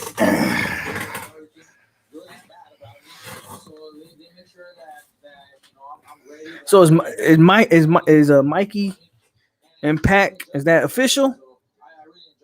Is it easier to take criticism from family or harder? No crown tonight, dog. Want to try something a little different. No cap. If Porter had real knockout power, he could have been elite. Absolutely. But I mean, fans or media or whatever, I kind of ignore that. You want to watch boxing? What my dad and my brother say more serious. These media people, you just got to ignore them sometimes. Sean, I know that you have a very special relationship with your father as well. In fact, you can see his house from your living room. He can see my house. I can't see his. I'm a little higher than him. Oh, yeah, you got that double sword. I'm a little higher than him. But, it's like my dad. So is Mikey officially 147 now? Because to me, White Mikey's not a real welterweight. He need to go back down to 140. Like Mikey need to be fighting guys like Teofimo and Lomachenko. I want to see Mikey fight those type of guys. But I get it. Where Mikey's at in his career, what he wants to do is he wants to make money. That's why he called out Earl when he knew he couldn't beat Earl. And that's why he wants to fight Pacquiao, because he knows that's a big money fight. Jay Black says Porter can't dress for shit. Some of Porter's suits be clean. I don't particularly like the one he got on tonight. With the green, what's that, like green plaid, I guess, with the blue and the red. Yeah, I'm not feeling what he got on tonight. But sometimes he be coming in there clean, though. I just looked up for Shakur Stevens. He has a scheduled fight June 12th against... Yes, he does. I think Mikey should be fighting them type of guys, though. But I get what he's doing. Big time fights. Pac's a big fight, big money fight. What up, Les? I'm doing good, man. How are you? Shakur is the best 130 pounder in the world. It was a hell of a journey getting here. I agree. Shakur's not going to make his money, though, until he moves up to 135. Once he starts getting in that 135 range, Shakur and Devin, Shakur fighting all those guys at 135. It was very disappointing for like a whole week. I was just mad at But I agree with you, Les. Shakur is the man at 130. Bud and Mikey can fight. Mikey won't do no business with Aaron. Tank, yeah, Tank's. I like Tank, man. Tank's at 130. Tank's at 135 or 140. I think Tank's at 135.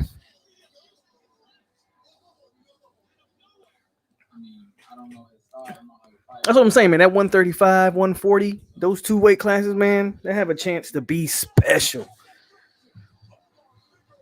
Some big, and that's why I don't know why. That's why I don't know why we got Mikey over here trying to fight at welterweight. Well, he can do some big fights, but again, like I said, I get it. Mikey wants to cash out at the end of his career. So if that means fighting Earl Spence when he knew he couldn't win, thank you. He's gonna fight Pac. No, he can't beat Pac. Omar Figueroa versus Abel Ramos. Omar Figueroa, Abel Ramos. Figueroa, the older fighter, he's 31. Ramos is 29. Les says I got Spence at 140. Me too. I think everybody at this point has Earl at 147. Somebody gonna have to show up and prove that they can beat him. I don't see it. Earl and Ugas, though, that should be the next fight. And that should be a damn good one. Mikey wants the bag. And yeah, like I said, main day, Mikey want the bag. And like you said, I ain't mad at him either. If you're going to get in there and fight, might as well make the most money possible. And there's a lot more money in fighting Earl Spence and Manny Pacquiao. Mikey versus Thurman would be a decent scrap. I think Thurman might be too big for Mikey. But then again, Pat gave Thurman that work.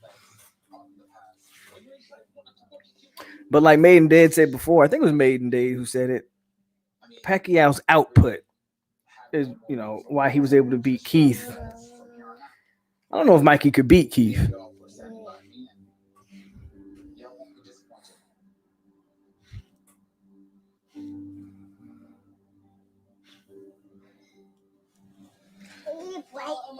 Yeah, I don't know if Mikey can beat Keith. I think Keith just be too big for Mikey, man. He lights her up, and he said this is the best he's felt coming into a fight in a decade. I asked him about all of the injuries because he's had many over the years, particularly the hands, and he told me the hands felt great in training camp. Of course, you never know until you get in the ring. So Thurman lost the only thing he had left after that shoulder surgery. He lost that thump. Man, F Ugas, I'm tired of us getting fed these no-name fighters. I feel you, but I mean, he won the belt.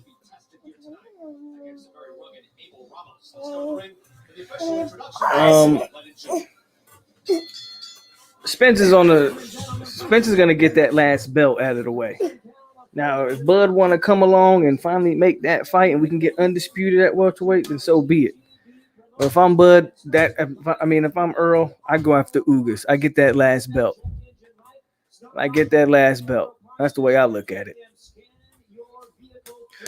Don't get mad at Earl. He ain't ducking nobody. That's why we never got Kovalev, Stevenson, or Stevenson Ward.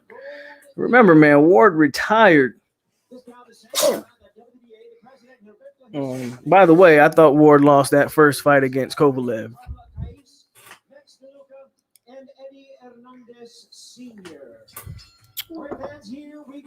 Well, Ward was able to come back in that second fight and break Kovalev down. But I thought Ward lost that first fight against Kovalev.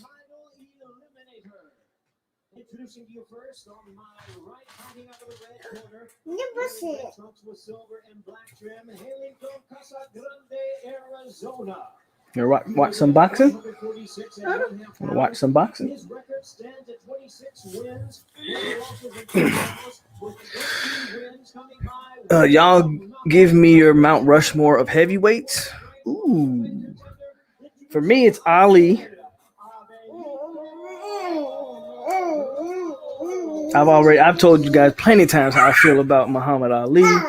I would probably have Mike Tyson on mine. I mean, I can't think of another fighter. Like I say, Roy Jones is the best in my lifetime, right? But I can't think of another fighter who, when Tyson was about to fight, I can't think of a fighter that, like, the world stopped when Mike Tyson was about to fight. You feel me?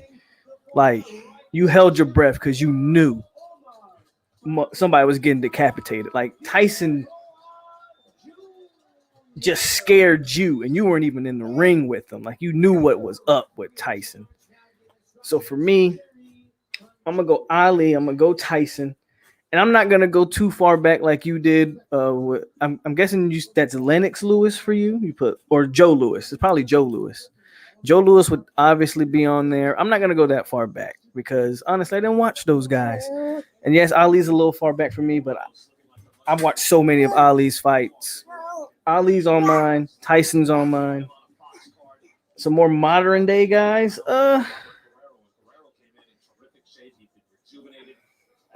I think Lennox Lewis is better than Evander Holyfield.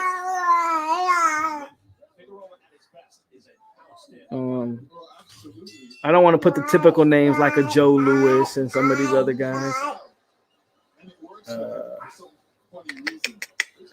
Who else you put on there? Marciano. I don't want Marciano on there.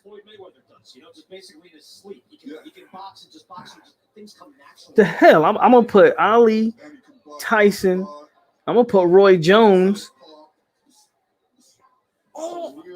and then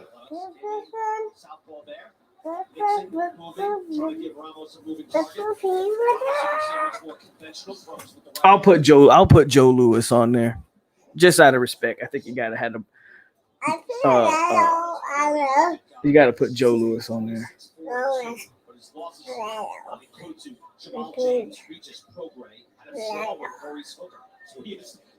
Ramos will fight anybody. Those guys are like class, high-level championship fighters. Backs up now.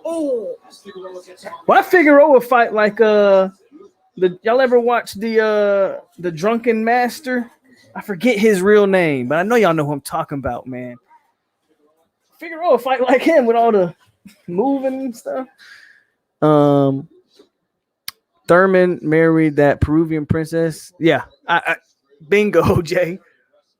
Thurman got rich. He married that Peruvian chick, and that boy got softest cottonelle tissue, baby.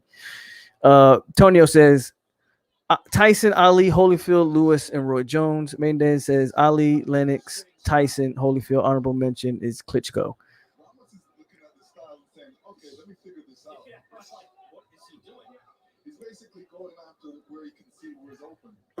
Emmanuel Augustus. There you go. That dude was so fun to watch, man. Emmanuel Augustus. That dude was so fun to watch.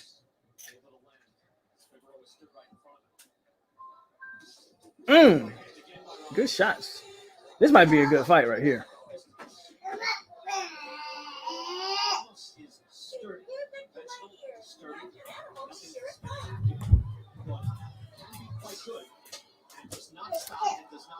Figueroa kind of fight like Paul Williams. There you go. I see that.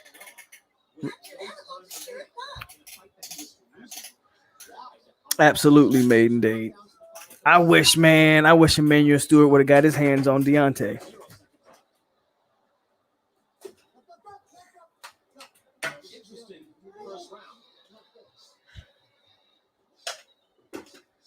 Wiggle, wiggle, wiggle.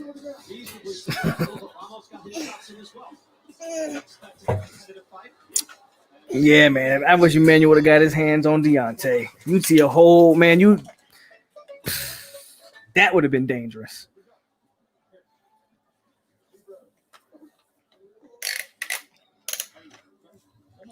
You're doing good.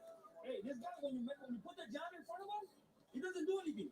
He only does it when you're walking in without working. See, Sir, all you have to do is just set it up. I can't see the TV. You can just distract him. He doesn't do anything, okay? And then when you're there, smother him. Hey, he's dropping his right hand. Every time you make a move, wiggle. You know what? Boom, arriba pinche cruzado. That's gonna be your key jab. Go. I gotta be honest. I don't have Holyfield on mine, man. No fool. You don't get none of my drink. Just seeing what he did with Klitschko, I can only imagine. That's what I'm saying, man. And Klitschko was very technical, but Klitschko was so boring of a fighter. And he fought at a time that the heavyweight division was at its absolute worst. Yes, sir. What do you want? All right. You know what? I'm going to drink this and go straight to sleep. Probably shouldn't do this on live. People going to call the people on me. See? It ain't good. Y'all don't call CPS on me, man. I wish we just fire Fuller and make Randy No, I don't want Randy Shannon as D quarter, Antonio. Now, I will take Randy to coach the linebackers though.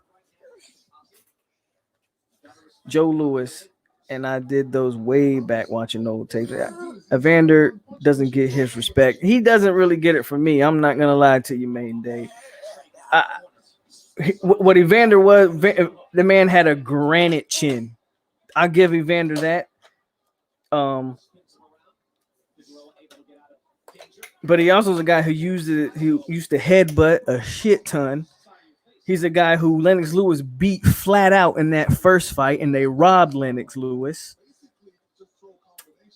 So that's just where I'm at with it. Like, I don't know.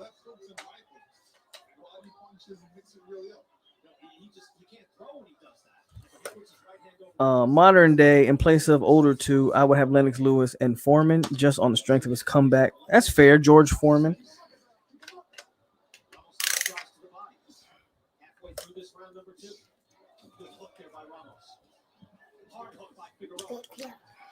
These dudes throwing punches. Pound for pound, Roy Jones. Les, I don't disagree with you. I don't disagree with you.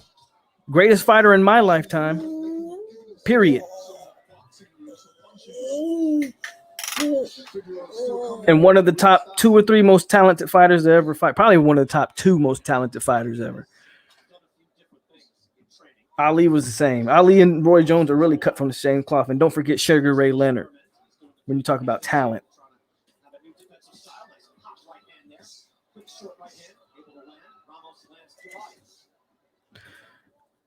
Lennox Lewis was special. Wish he would have fought. Yeah, man.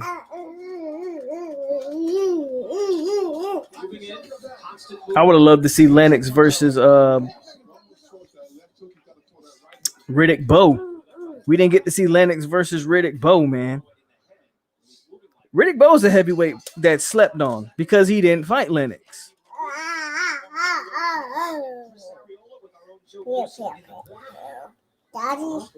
Yeah, there you go. Let's put him up, Big Daddy Bowe. I'm telling you, man. People, Big Daddy Riddick Bowe is a heavyweight in modern times that's really slept on. Him and Lennox, that's the fight, right? The fight that didn't happen. That's our Deontay Wilder and Anthony Joshua right there. Lennox Lewis and Riddick Bowe, a Brit and an American. That's our Deontay Wilder and Anthony Joshua. I don't think that fight is ever going to happen. I don't think Joshua and Wilder will ever get in the ring.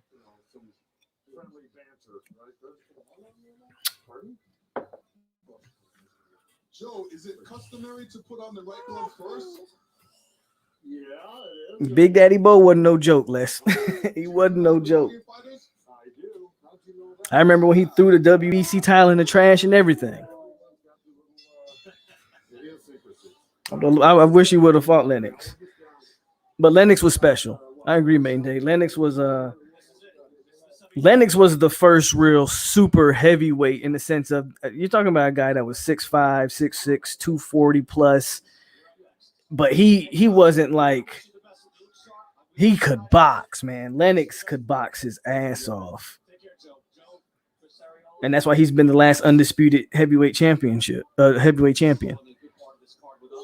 Yeah, Ken Norton just fought at the wrong time. Absolutely. Ken Norton fought in the same era as Ali, Frazier, George. Ken Norton used to whoop up on Ali, man. I'm not going to lie.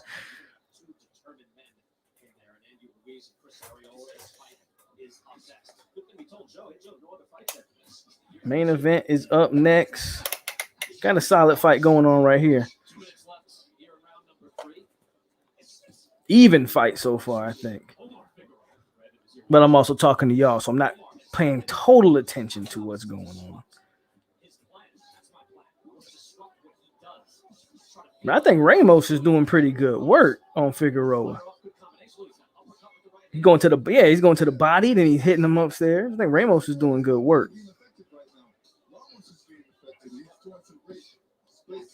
Ooh, nice 1-2 there from Figueroa.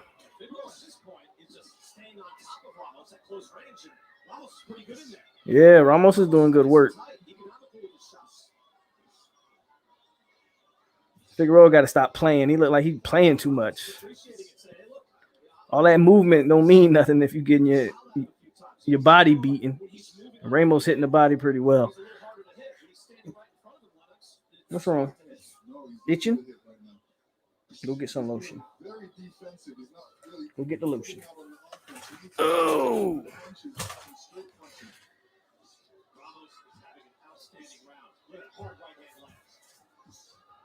Polk, I'm telling you, Ruiz is going to stay with Canelo camp. He should. He looks good. He looks good. And if he would have been with Canelo's camp, he would have beat AJ in the rematch. And we would have got undisputed because you know Al Heyman would have made Ruiz versus Wilder. We would have got undisputed by now. If Ruiz would have took that second fight seriously. I do think Arreola's going to put up a good fight tonight, though. I think we're going to be in for an entertaining fight. Arreola, he's got heart, man. He's got heart. I thought he was whooping up on Kanaki before, they gave Kanaki that fight. I thought that fight could have went either way, personally. Facts. Big. I'm telling you, man. If you would have took that fight seriously, we'd have undisputed already. Al Heyman would have made that. And look, I like Ruiz. I like Ruiz a lot. He wouldn't have beat no Deontay Wilder. Yeah, and I'm not mad at Tyson for biting dude. He told people about, Holyfield was known for that headbutt and stuff, man. Holyfield was known for it. And that, to me, that's why he's not on my Mount Rushmore. A lot of people don't talk about this. There was a lot of rumors about Holyfield and steroids as well. But a lot of people don't talk about that. There was a lot of rumors about Holyfield being on roids. He never tested positive, so I'm not going to say he was on it, but there are a lot of rumors out there on Holyfield being on steroids. Ramos is looking good, man. All that herky jerky from Figueroa ain't doing nothing for him. Ramos is teeing off. Larry Holmes would throw some bombs. Larry Holmes was very underrated, very good heavyweight champion as well. I think the problem is Larry Holmes is remembered for Mike Tyson decimating him, right? That's where people remember Larry Holmes from. People remember Larry Holmes from two fights. Him destroying Ali and Tyson destroying him.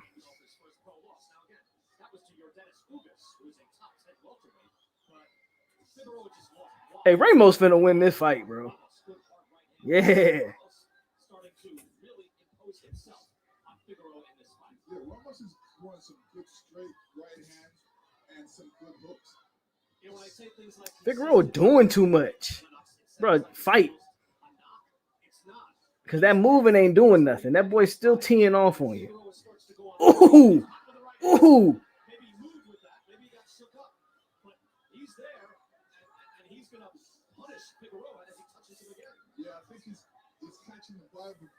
Ramos might stop this one. Mike was trying to murder Holmes. Man, Ramos might knock this guy out.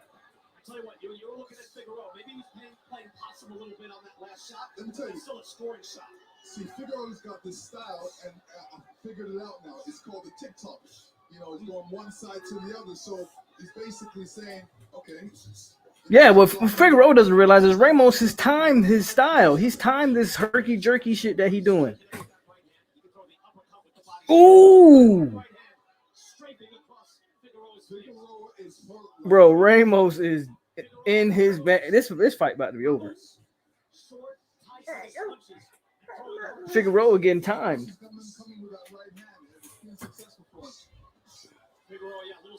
George Foreman looks slow, but I bet you when he can. Oh man, George Foreman was a monster.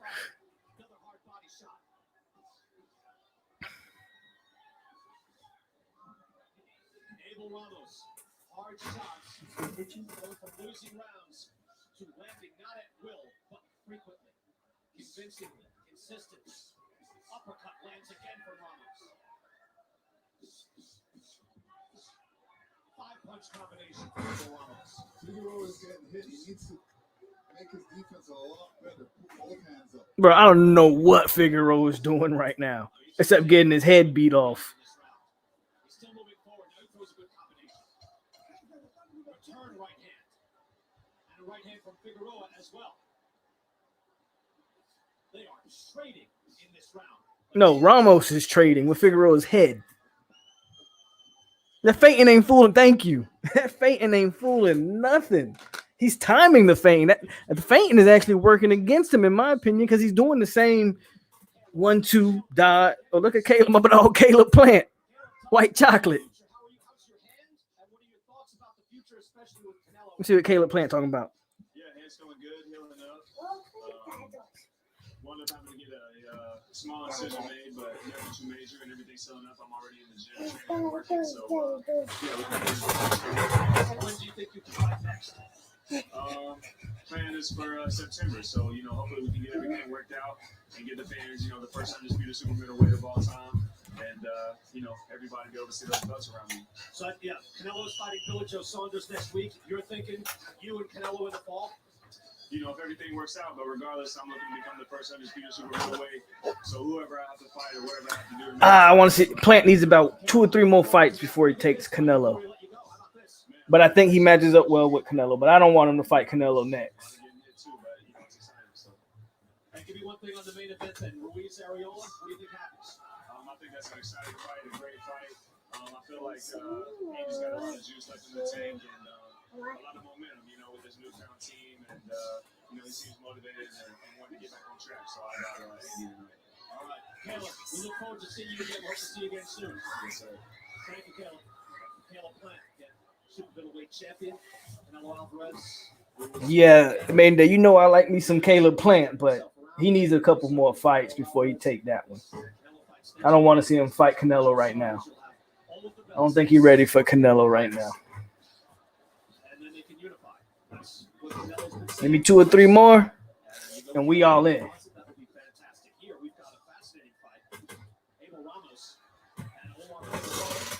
Ramos in the red trunks, Figueroa in the purple, and Lennox Lewis. That Figueroa eye starting to swell up. Oh, absolutely. Ramos has figured it out. He knows what punches to throw. He knows what punches are working for him. And it's like those working right hands and the left hooks. Figueroa just looks like he's wilting.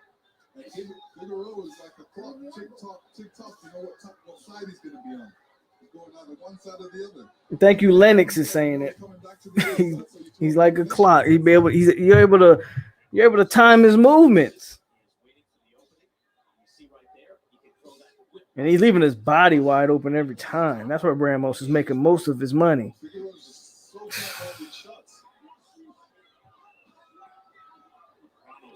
Body and head attack. Figueroa continues to move forward. He need a couple more seasons. Yeah, I agree. It seems like Ramos has gotten back in his fight, started winning these rounds. Figueroa turns to the side there. Let's go to Larry Hazard quickly. Larry, how do you have it so far? Ooh. Man, Ramos is beating his ass. I got Ramos ahead, 39-27. Figueroa, he's got this awkward style, but he's assaulting a lot of punches. Ramos is breaking them down. Yeah, he's hitting them at will. Judges are going to score fights on who's landing the most punches. And right now, Ramos is having a field day. Oof. I have Ramos ahead right now. Larry, thank you. 3 rounds to 1. Larry, thank you very much. It's only the 5th, right? I'm glad you said it, bro. I was thinking it. It's only the 5th round. He's still moving forward, still very game. Figueroa is getting whooped. And look how Ramos is looking at him like, bruh, you not on my level right now. We're going to go back to one of the previous rounds. Lennox, we're going to see if one of these shots did help take the starch out of Figueroa. Here's the body shot. No, it doesn't look like it had no effect on that one. But these right hands by Ramos has great effect. Good power behind him. Sharp punches. Straight right hands. Man, Ramos is killing, buddy. The corner might need to call it. I wouldn't call it yet. Not yet. What we going into the 6th? Yeah, I wouldn't call it just yet. I feel you. I feel where you coming from though. The Figueroa ain't doing nothing, but getting hit. All that feinting ain't working. All that herky jerk ain't working. Your eyes starting to swell up.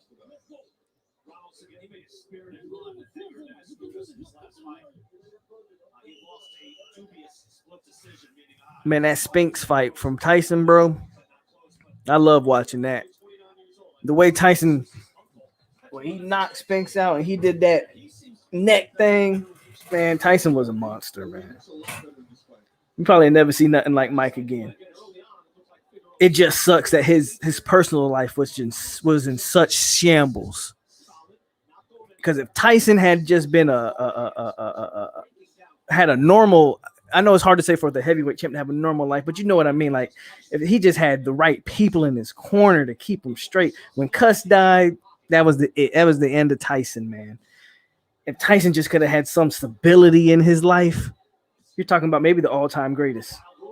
Maybe the all-time greatest. Oh, Figueroa came to fight. See, that's why I said don't call the fight yet, main day. Figueroa came out in this round throwing punches.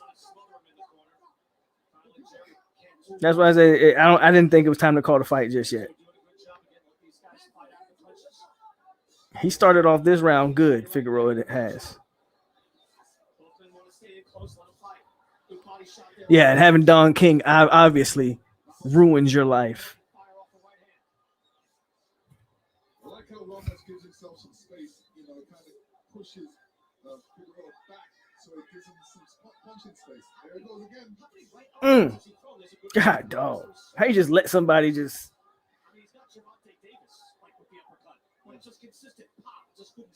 Yeah, I think it's a right uppercut, right hook. Yeah, he's throwing it. Very successful. There it goes again. There's the uppercut. There's the uppercut again, and then with the right hand. He's got two good right hand shots, breaking out Figueroa as he tries to block them. Busting him up. Ramos now in a wide discrepancy with punches landed.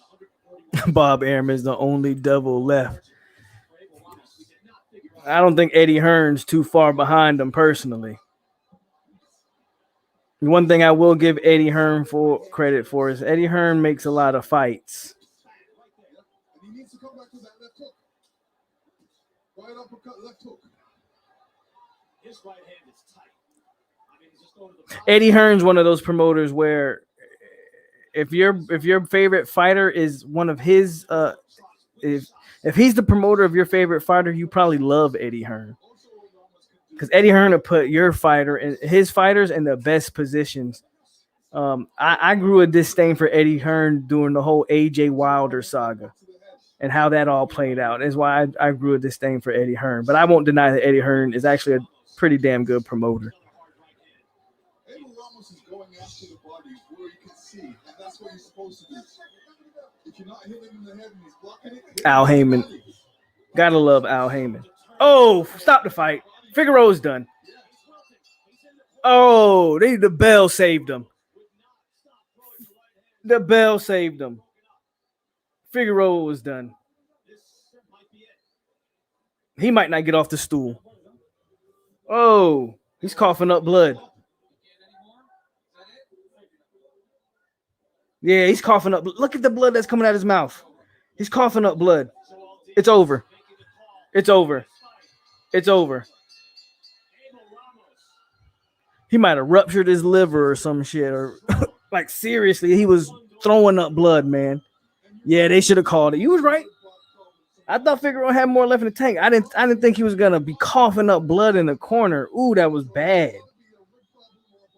Yes. Something internally is damaged on Figueroa. He was like spewing up blood. Whew.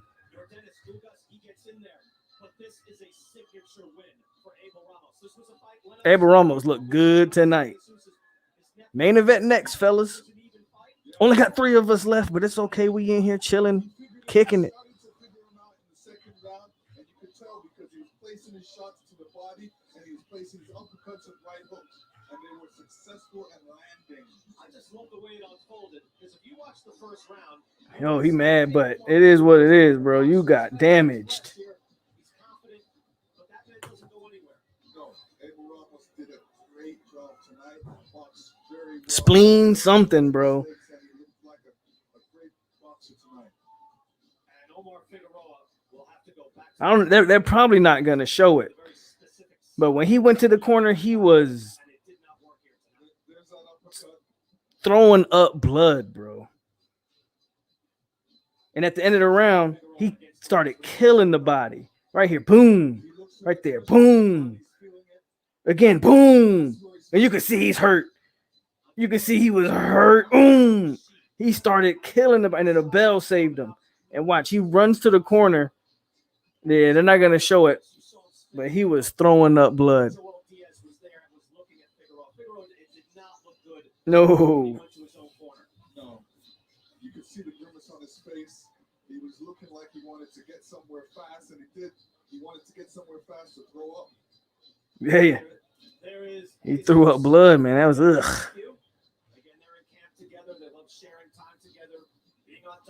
Ugh. That was nasty. Well, main event is next. Really beating down Omar Figueroa, who had just one professional loss coming into this fight. So bigger and better things now await Abel Ramos. Just when you think it's all about the kid, Uncle Abel is back in. It's like what? It's like 11 o'clock on the East Coast. So it's a little late. The official call. Let's go to Jimmy Lennon Jr. Ladies and gentlemen, this bout Shit, Ramos looked like he busted his hand up.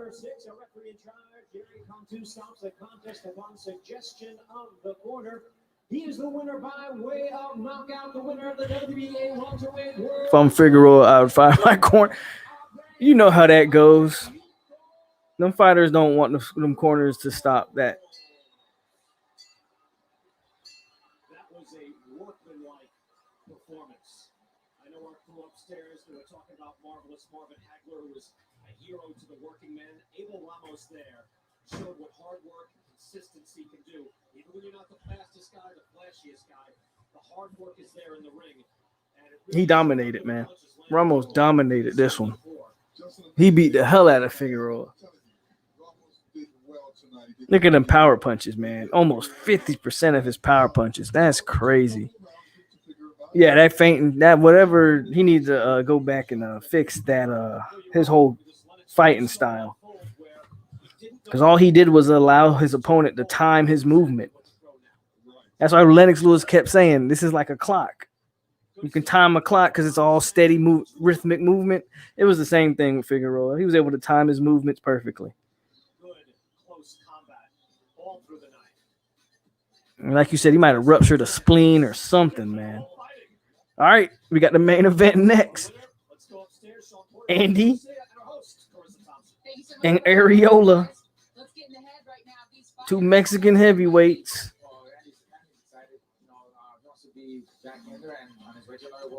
And we saw Chris earlier also Don't sleep on Areola, man. I expect Andy to win it, but Areola's gonna come to fight. Let me go fill up my cup and we will be back. We're just moments away from the main event. Andy Ruiz and Chris Arreola step into the ring in front of a hometown crowd. What a pleasure this has been to be in front of a live audience. I know that Brian echoed those sentiments down below. Thank you guys for being here with us. We are just moments away from the big event. We're gonna lose you. You're going down. I'm going down. I'm gonna have some fun with the guys down at the ring. Yeah, you're gonna miss us though, of course. Absolutely, Yeah, absolutely. All right. Yeah. Well, we hope that you guys don't miss anything. There's a lot of action coming your way. It's that moment, guys. Some predictions. Mikey, what do you think? I think it's gonna be a great night. I don't think it goes the distance. We might see knockouts on both sides, so I think it's gonna be a great fight. Okay. I like that. Great fight. It doesn't go the distance. Boom. Right there. That's it. I'm done. Great fight. All right. It's not gonna go the distance. Let's see what everyone thinks on social media right now. Our Twitter poll. Well, it's remained the same. Ruiz has dominated this poll so far. 70% there. We will find out, right, guys? That's why, in my world, they say that's why you play the game. In this case, that's why you take on this boxing match. So we got a lot of excitement ahead of us. So far, what we've seen tonight, Mikey, what's impressed you the most from these fights?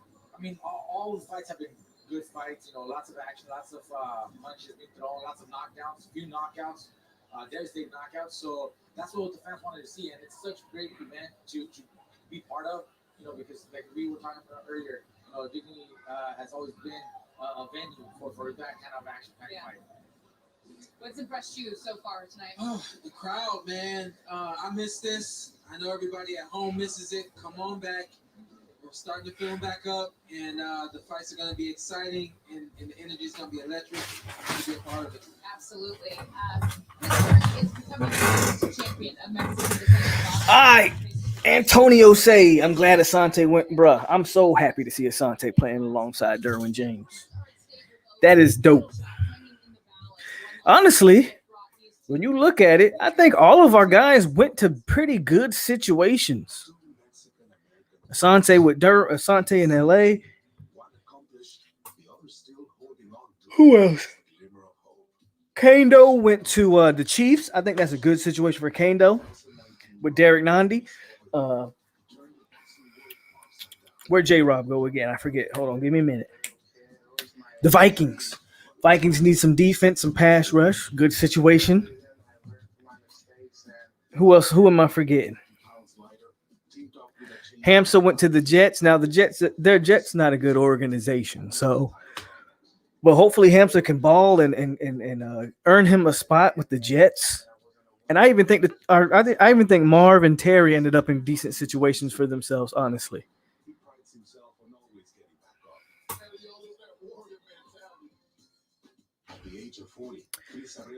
The Chargers had a solid draft, Antonio, and I agree with Asante. Good fit for him. Absolutely.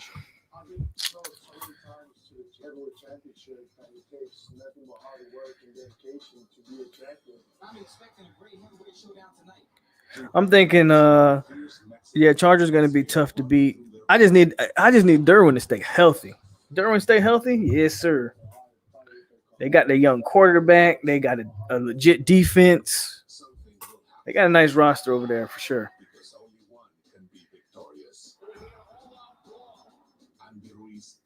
So Maiden Day, only pick you probably like Miami got was Phillips, or do you not even like that pick? Like, what's your ultimate problem with Miami?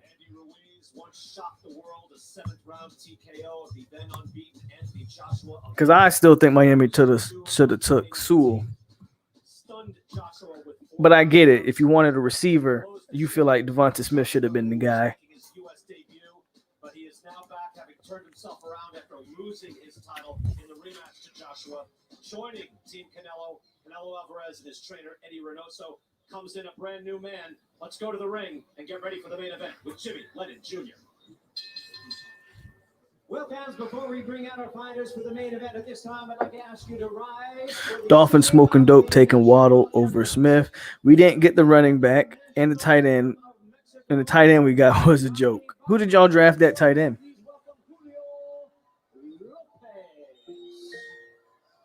Adrian, come here for a moment, please.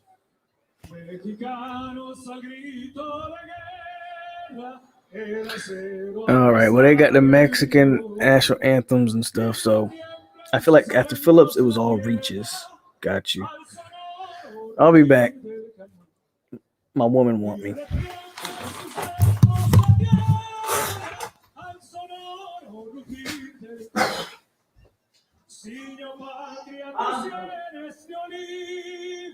De la paz el arcángel divino, que en el cielo tu eterno destino, por el dedo de Dios escribió. Mas si osare un extraño enemigo, profanar con su planta tu suelo, piensa, oh patria querida, que el cielo un soldado en cada hijo te dio. Un soldado en cada hijo te dio. Mexicanos al grito de guerra, el acero aprestado y el bridón. Y retiembla en sus centros la tierra al sonoro rugir del cañón. Y retiembla en sus centros la tierra sonoro rugir del cañón. ¡Viva México, mi gente! ¡Arriba Mexicano ya!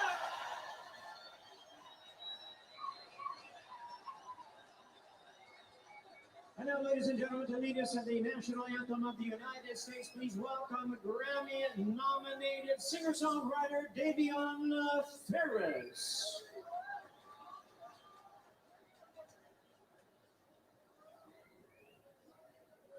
Oh, say, can you see by the dawn's early light what so proudly we hailed at the twilight's last gleam, whose broad stripes and bright stars through the perilous fight o'er the ramparts we watched were so gallantly streaming, and the rocket's red glare,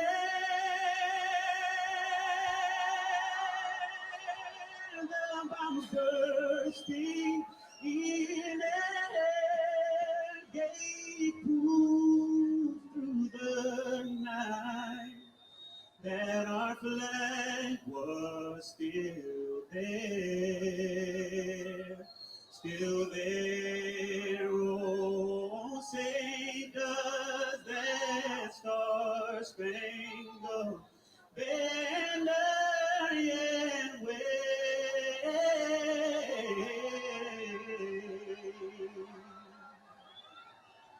o'er the land of the free?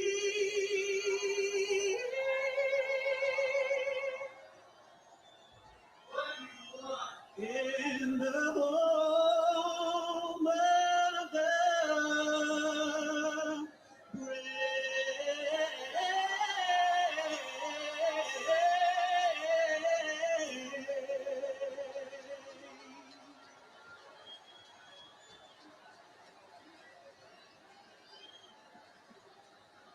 Inspired rendition there. Well done.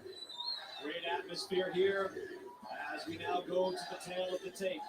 Andy Ruiz, 31 years of age and coming down in weight, 256 pounds, 27 pounds lighter than he was in his last fight where he lost the heavyweight championship of the world. Chris Arreola, for his part, he's 40 years old, full 6'3", 1 inch taller than Ruiz. That is the lightest weight of his professional career, 228.5 pounds. Reach advantage for Arreola is slight. Age advantage, obviously, for the former heavyweight champion, Andy Ruiz.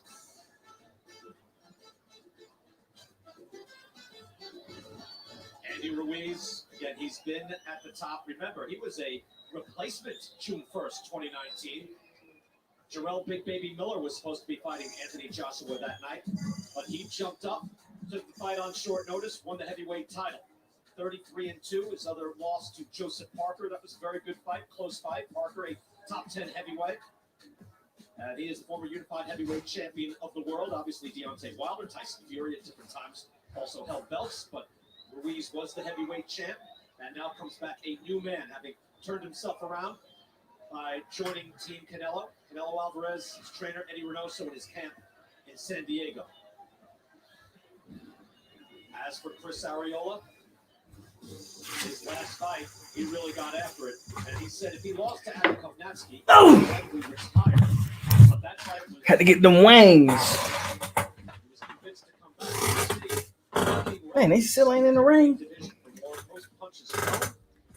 What y'all talking about? And most punches thrown in a single round in round 12. He lost that fight and lost it fairly convincingly. 118 to 110, 117 to 111 twice. But it was competitive, it was exciting, and again, he comes in 16 pounds lighter than he was that night. He took that fight on relatively short notice. He had a full camp. POLK just read that New York Jets are going to. Yeah, I saw that. They see him as linebacker, which I think fits him. He's got the measurables for it. Arreola has been down this road before. Comes in with the Dodgers hat. He's had title shots, comeback fights. But again, the weight he comes in at is of note. 228, the lightest he has ever been in a professional fight. And at the age of 40, hey, perhaps it's a bit late to take full advantage of his superior condition. But for the battle of Mexican heavyweight supremacy, he will give himself the best possible shot. My truth is, I'm a born fighter. Win, lose, or draw, I come to fight. Arreola looking to keep his professional career alive. I fight for myself. I fight for my family. I fight because I love it.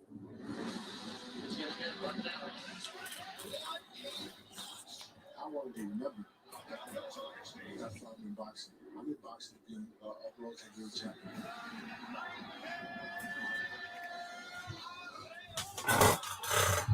Alrighty.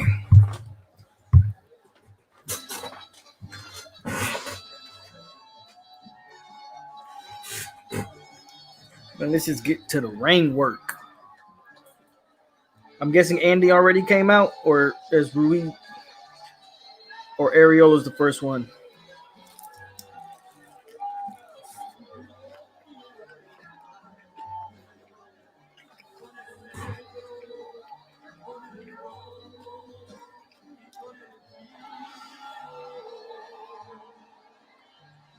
I think Chris is the first one. Arreola had his first shot at the heavyweight title way back in 2009 against Vitaly Klitschko. He was stopped in the 10th round. He had to go at it with Deontay Wilder again in 2016 for the WBC belt. He was stopped in the 8th round. He usually gives a good account of himself, but not quite able to become the baddest man on the planet. Here, though, he comes back at 40, and again, kind of like Anthony Joshua, came in 11 pounds lighter for the rematch with Ruiz. Arreola comes in 16 pounds lighter than he was in his last fight, where he went toe-to-toe, all action, for a full 12 rounds. So Arreola comes in and gives himself the best possible shot to win against the former heavyweight champ.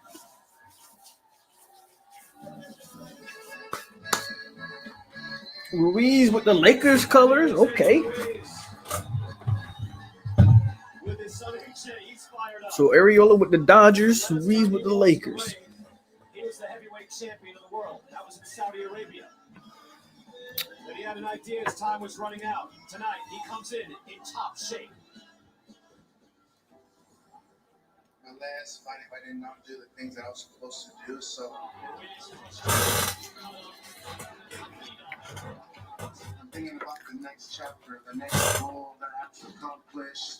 You know, this is the next I'm gonna prove people wrong, you know, I wasn't just a one-hit wonder. My whole thinking was, man, it was a deep receiver draft. You can get wide receiver production. As you saw, not a lot of tackles went high. In my opinion, you should have took the best offensive lineman available. You could have found wide receivers later on.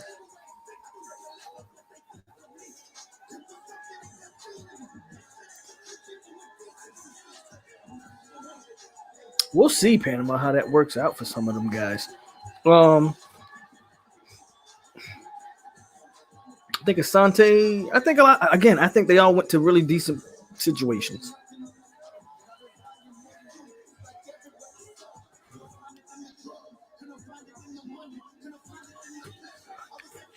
This must be like some local LA rapper or something. Anybody know who this is rapping?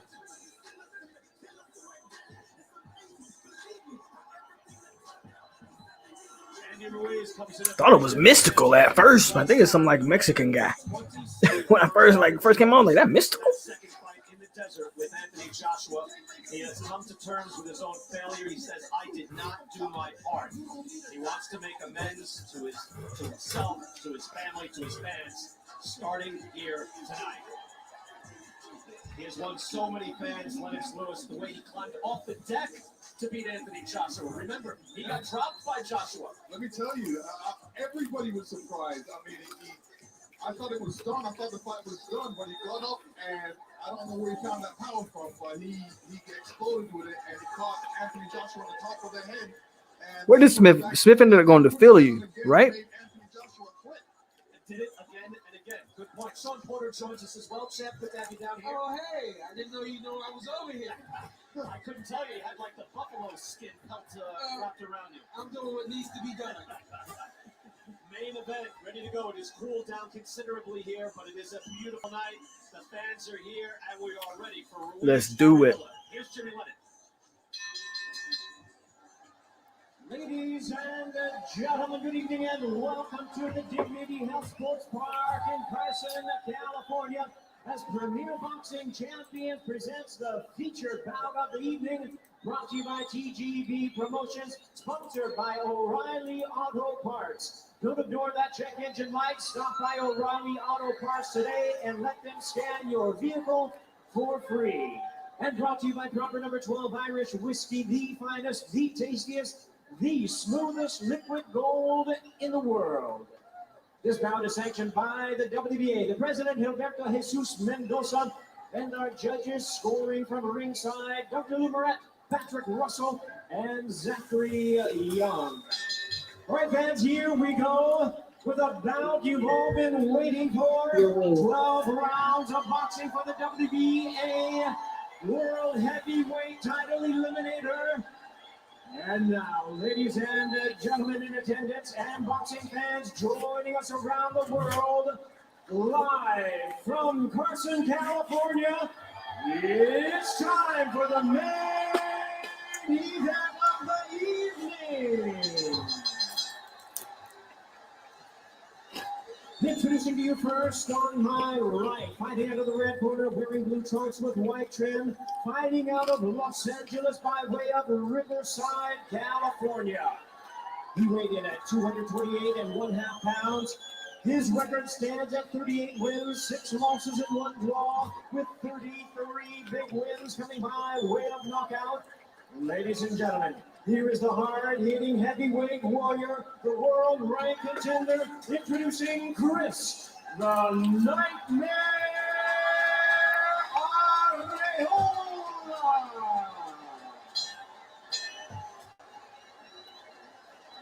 And his opponent across the ring, fighting under the blue corner in this world title eliminator, wearing purple trunks with gold and silver trim, fighting out of and representing Imperial Valley, California. He weighed in at a ready 256 pounds. His record stands at 33 wins, 2 losses, with 22 wins coming by way of knockout. My thing is, man, you got to protect Tua. Here is the first heavyweight world champion of Mexican. People were sleeping on what the Jets did, but the Jets took Zach Wilson. And in my opinion, the first priority for them was to protect him. And if I'm not mistaken, they found him a weapon. Thought the Jets had a pretty good draft. And the referee in charge, now the instructions, Jack RUIZ. Right here, Chris. Right here. Andy, looking all skinny. Andy, right here, facing me. All right. I can see his belly button. That's the line. I can see you're good. Mouthpiece. Mouthpiece. I gave you both instructions. I just want to remind you, listen and follow my instructions. Protect yourself at all times. Yeah, talk about the Jets, right? That's what I'm saying, man. I thought the Jets had a good draft, bro. The referee, you see the respect from both camps. Tonight's odds are provided by Fox Bet. You place $100 on the favorite. That's Andy Ruiz. He's a big I feel like just $2 to pay out 102 if you place $100 on the underdog. so. Like I understand getting Tua some weapons, but first and foremost, if you don't protect your investment, what's the point? Andy Ruiz, who said, I got tired of the way I was living. I was tired of my own lack of discipline. I asked God for another chance. All right, here we go. First round. He said he woke up the next day a new man, and we're underway. Let's see what these two Mexican heavyweights do. ARREOLA, Andy Ruiz, underway here in the main event. We expect a collision. Lennox and Sean here in the very first round, and we'll see how quick those hands are for Andy Ruiz. Yeah, I mean, Chris ARREOLA is doing the smart thing. He's staying forward, he's taking time, and moving around, giving himself a little bit more room. That's what he's supposed to do. You know, Sean, it's funny because, you know, Chris ARREOLA likes to march straight to his man. But Ruiz fights very well and in protecting what's 3 inches in front of him. Yeah, we talked a lot about Joe having an effect. What effect Joe would have on Chris? And see, right now he's being smart by using the whole entire ring, stepping around and working the jab. He'll work his way up to using all those punches we saw in that record-setting fight that he had, just not yet. Right hand miss from ARREOLA as he tried it, went over the top on Ruiz. Ruiz, on his part, had said that, look, I know I'm not just going to march in. There you go, good body shot. Lands to the belly, and Ruiz able to throw a combination. He said he's not going to just walk in. He's going to be moving my head. I'm going to be fast with my hands. Because I'm not going to be defensively responsible as I come inside. I think Andy's much more agile than a lot of people give him credit for. You see right there, he's able to move his head and also take one step back. My thing about Andy, man, is his arms are so short. Like I'm actually, at the time, I was so shocked that he was even able to beat AJ. Andy has these tiny arms. I think that's the defense that we haven't seen in the past. The Ravens always draft solid, Antonio. They're a good organization. No, Ruiz. Yeah, Ruiz is, he hasn't been in the ring for a long time, so this is like his first round for a few months. Good point. December 7th, 2019, last time in the ring, and again, he was terribly out of shape. And even in that fight, Lennox, he was dangerous. Anthony Joshua never stayed in the pocket. No. He boxed, he jabbed, he got out of there. I mean, he boxed all the way to the 12th round. Most trainers would say, well, step it up. This guy hasn't touched you. Try and knock him out. But Anthony Joshua was just trying to get that win. But his hands are fast. Man, Andy's got some fast hands. Nice 1-2 right there. Able to move his head out of danger from ARREOLA. Good head work there. Head movement from Andy Ruiz as he probes again with the jab to the body. It's funny how our view has changed of Ruiz, hasn't it? Look at his combination. After that performance against Joshua in Madison Square Garden, now we expect big things out of Ruiz. Yeah, and we saw Anthony Joshua use the ring, box, and keep Andy on the outside. So you gotta imagine that that's a page that Joe is taking from the book of Anthony Joshua in his camp. You see it in the first time. Good first round. Mackenzie Milton get rid of the ball quicker. Remind me of FSU was good as. Well, here's the deal with that, Panama. College is different than the pros. In college, there might be a handful of teams that really have like legit offensive lines. The coaching staff needs to scheme around what your offensive line can do. Having a great quarterback or a good quarterback who can pre-snap checks, call protections to one side of the field or whatnot helps the O-line. And like Antonio says, getting rid of the ball quicker helps the offensive line. So, yes, you got to protect them, obviously. And that's why we're here, because Chris can eat it. And here goes the 1-2. Yeah, that was a good one, too. But you can manufacture help on that offensive line in college, more so than you can the NFL. We talk about Russ, but I really wouldn't say it's Russ. It's just a matter of finding the time. And he was able to find it right there. Distance, timing, first man in, all of that. Round number 2, you see the punches landed in favor of Andy Ruiz, 14-6. But again, he hadn't fought for a long time. Hadn't fought since December. Again, he ballooned up to over 300 pounds. Lost his way. And then found himself by training with Canelo Alvarez and his team. My fault.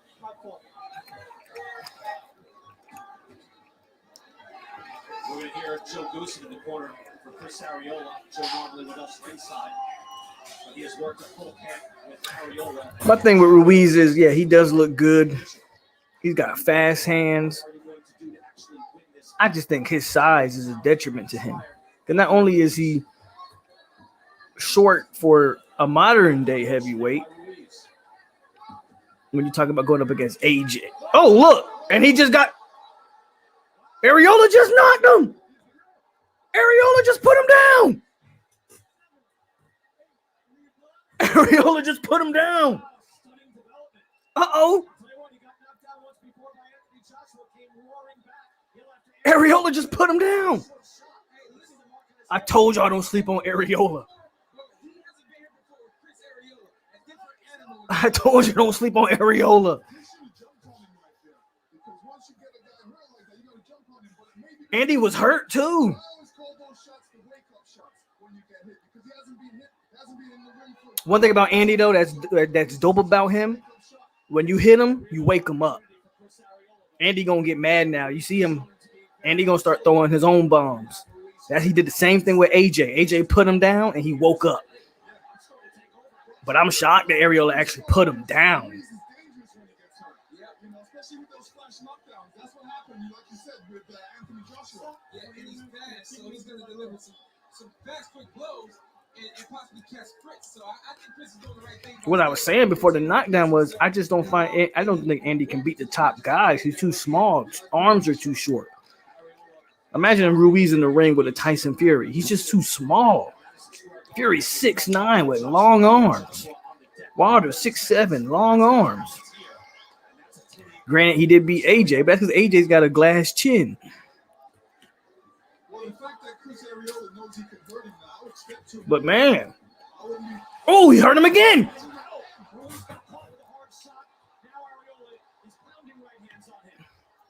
Boy, Arreola looking good. Arreola looking nice.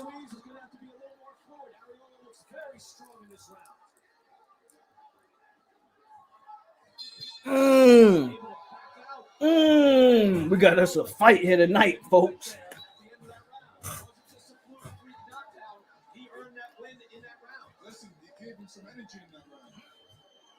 We got us a fight.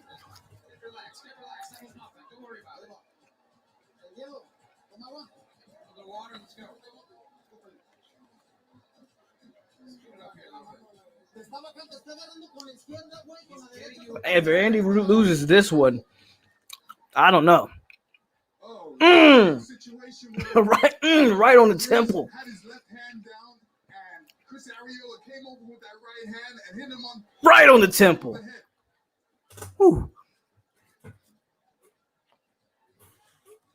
And I think the other thing that Chris has in his arsenal right now, he's able to counterpunch Andy. We'll see that that's just the first knockdown. Yeah, man, he timing them. He's timing them good too. These boys finna fight. I'll say this about Ruiz: he's not gonna go down soft. Listen, he's still gotta be smart because Andy is fast. Andy's got power behind those fast hands. Oh, Arreola got him again. Arreola got him again. Hey, Arreola putting in the work. But Ruiz ain't no pussy, boy. Ruiz out there throwing shots, but Arreola's cleaning them. He's catching them.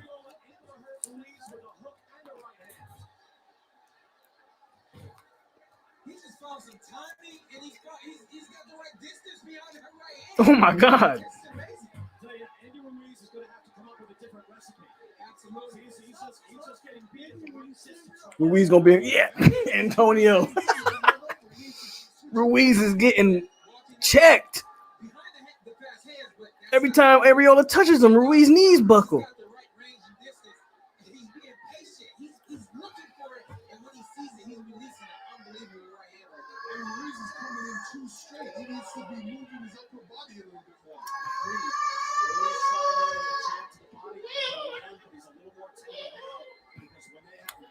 See, Arreola's counter punching, and Ruiz has got that now. So now Ruiz is hesitant to throw. That's how Ruiz has gotten in trouble. He's been counter punched.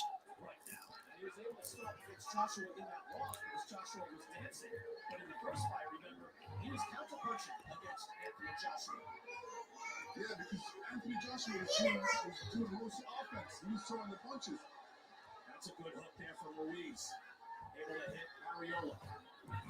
Talked a lot about Chris Arreola being offensive and not enough defense. And right now, it's Andy who needs to be offensive and then defensively aware of what's going on. See, Andy's being a lot more careful with his shots now. Arreola's not throwing because Arreola was banking on the counter punch. Ruiz peeped that. Ruiz ain't throwing the same punches.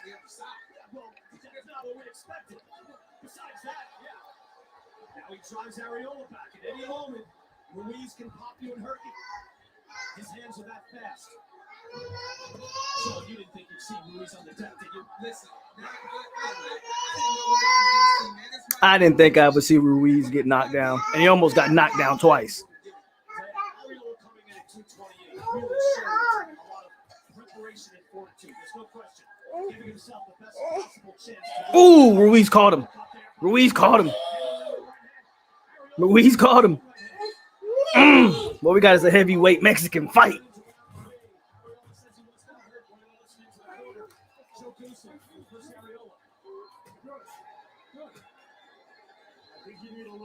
We got us a heavyweight Mexican fight.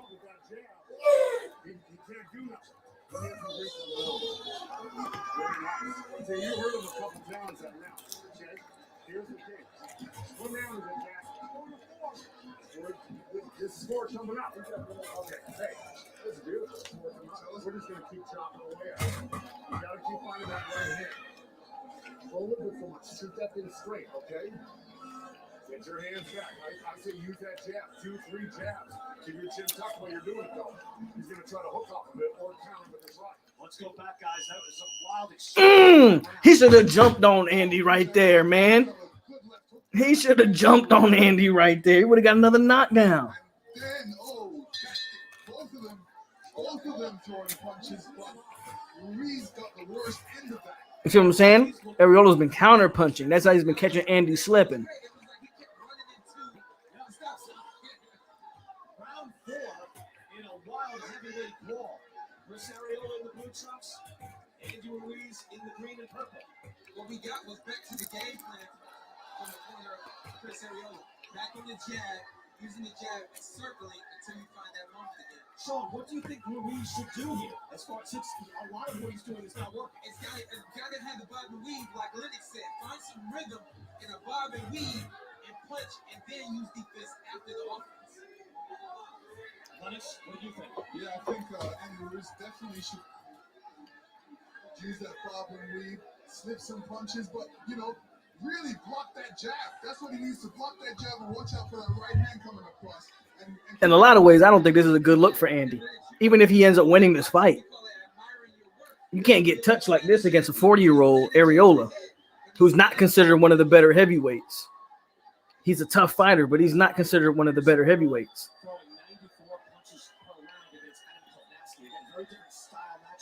What's up, Roberto? Nice. Man, ARREOLA, man. ARREOLA's getting it. But he might possibly get a decision on 40 punches that matter. Let me tell you, ARREOLA right now is sticking to Bro, y'all look in the back. If you're watching the fight, there's a fight up in the stands. Did y'all see the fight in the stands? They was in the stands bumping. I know I'm not the only one who saw the fight in the stands.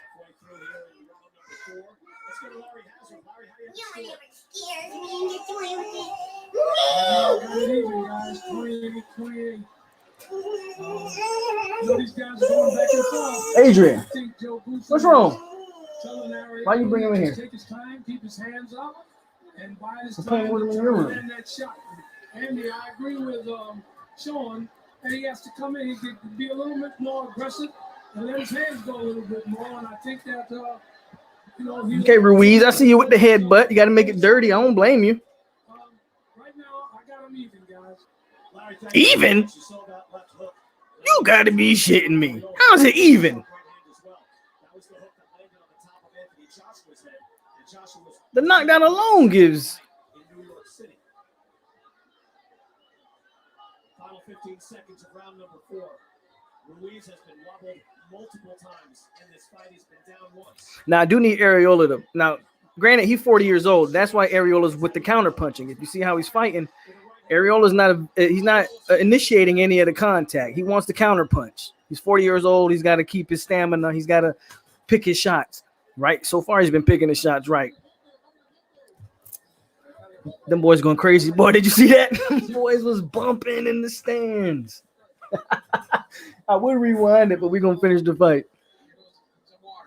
But they had him up in the stands going nuts. Yes, sir. How are you feeling, Andy? I see it. Slowly but surely, you're getting your rhythm. Hit the like button. We having fun tonight. Look, small crowd, but the small crowds are the intimate crowds. We having fun. We got a hell of a main event right now. I did not expect to see Andy Ruiz hit the floor. This is a better fight than I thought. I said Arreola would put up a fight. I did not expect Arreola to be winning the fight. See this right here. This is how you combat the speed. Good defense right there from Andy. But Arreola's got his own good defense. Andy can't hit Arreola clean right now. Round 5, and you get the sense that both men have been hurt, but Ruiz has been hurt worse. But they still fighting. Were they in LA too? Much lighter, 27 pounds lighter than he was in his last fight. Seemingly in great condition, in a great state of mind. Chris Arreola did the exact same thing. Usurped as the best and most accomplished Mexican heavyweight. Now comes back and tries for another shot at glory, and he's made a great account of himself, at least so far. Absolutely. I think even at this point, doing much more than a lot of people expected. We saw the poll before this fight was.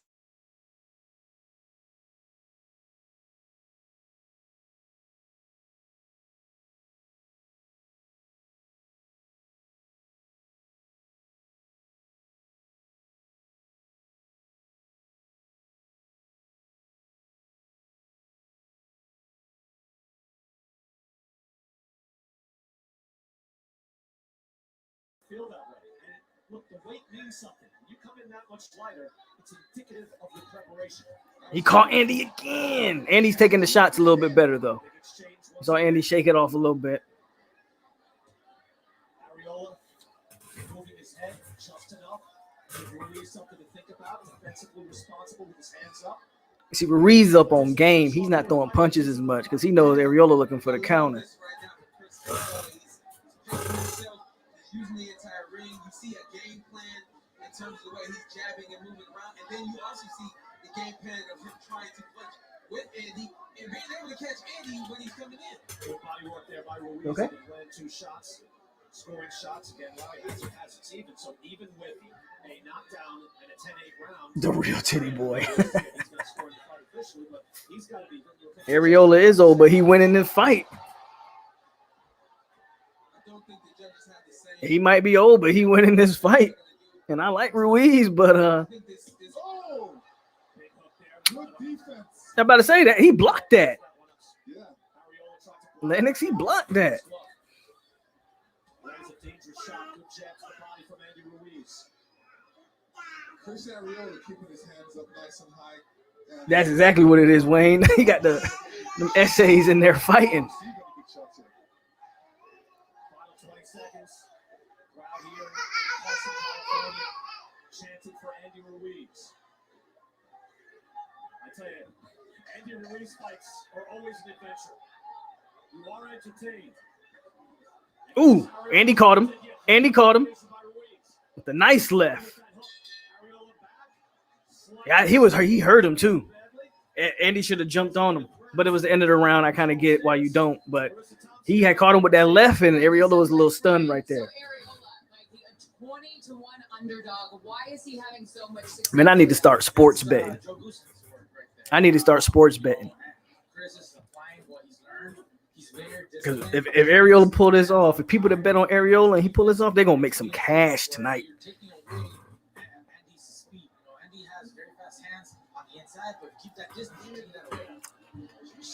Yeah, Maiden Day. Andy caught him at the end of that round. He hurt him too. Yes, buddy. Well, you know what? Right now, Joe Goose is controlling the beast, and he's taught the beast how to control himself and become a beast when he needs to. Now, what Andy needs to do is understand that this guy's going to unload when I try to, so he's got to be. Thank you, Sean. Sean pointed it out. Arreola's not looking to punch until you throw something. He's counter punching you. Be smart with your shots and understand when you throw something, something's coming back. Arreola's not initiating any of the contact. Lost to Joseph Parker, who's a 6'4" New Zealand heavyweight, top 10 heavyweight.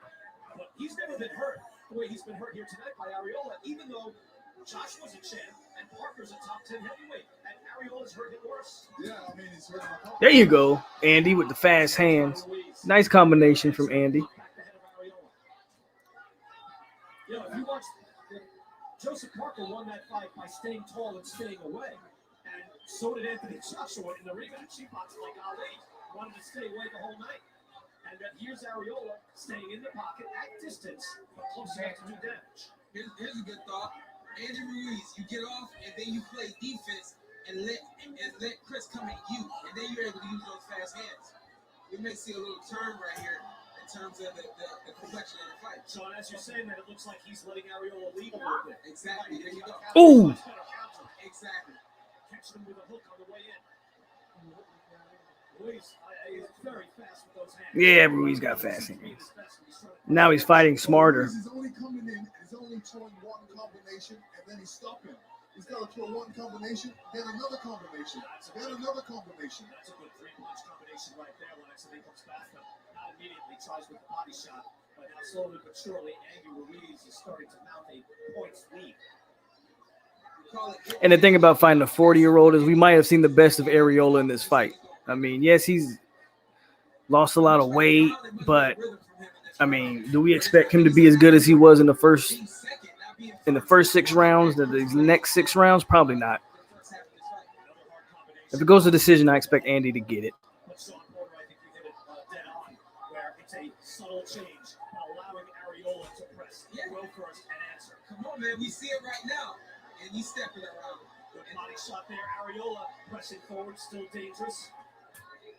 Well, Arreola's got a lot more confidence coming into this fight. I mean, into this round as well. So he's taking a couple feet forward. He's moving forward to get those shots in. He should be confident. Yeah. When they've exchanged, Arreola's gotten the better of him. It's just that he could be losing on points now as Ruiz is outlanding him and starting to dictate this pace and punish him back. Good hard jab there as we now start to see a little bit of blood on the bridge of the nose of Chris Arreola. Arreola's always bleeding on his nose. You see him get down just a little bit, and then he delivers over here right. That right there. Right there. That's what he has to do. Mix up the punches. He throws that overhand right and comes back with that uppercut. That was a good round for Woo. The Mexican boys got a ton of heart. Andy let the fight come. If he lets the fight come to him, Andy's going to be in good shape. And that's what he's doing right now. Arreola done got tired. Yeah, he old, man. He's 40. He's 40. He's going to get tired. That's what I'm saying. These legs. He caught him good. And here he's had some success with that right hand. He's trying it again. Yeah, Chris is buckled. He's buckled his legs quite a few times through this fight as well. But the thing I like and what I love about boxing is one adjustment can change everything. And we saw this in this last round, the adjustment that Andy Ruiz made using his fast hands, and then back on this moving a little bit using his defense. Arreola still landing shots, man.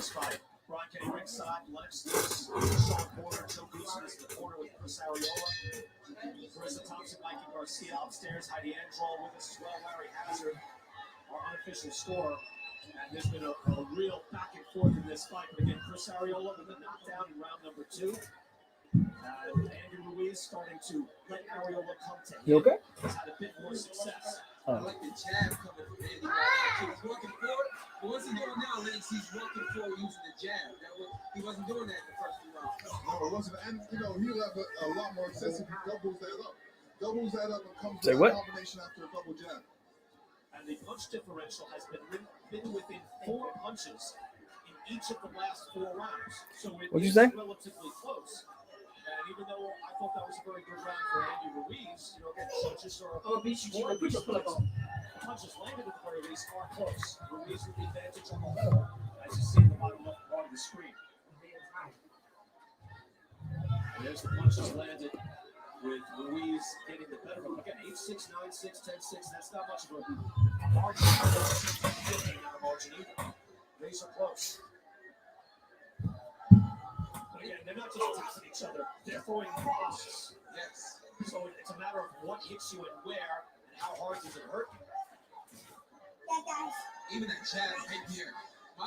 His back is to me, and it looked like that jab almost took his head. That's a stiff jab too from Ruiz, straight up the middle on Arreola's arms. Combination. What's so funny? I mean,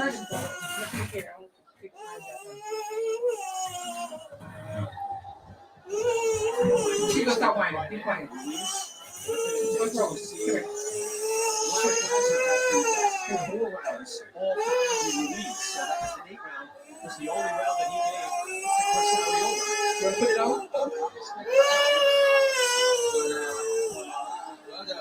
Be quiet now. Put it on. come here. I think it's a close fight. Come here.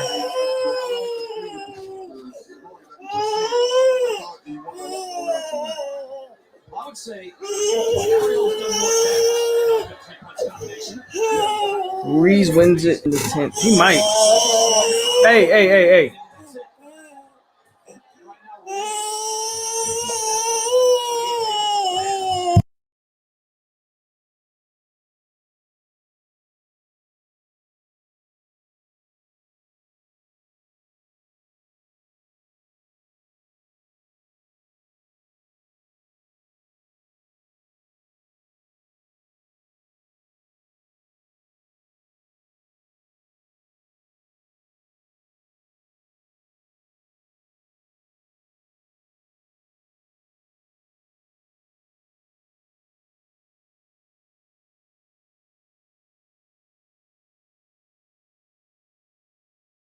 Much better.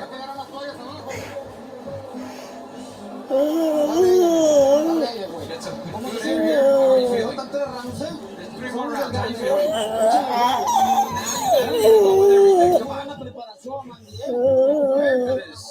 You worked hard for this. Oh, he definitely slowed down. But what can you expect from a 40-year-old? Adrian.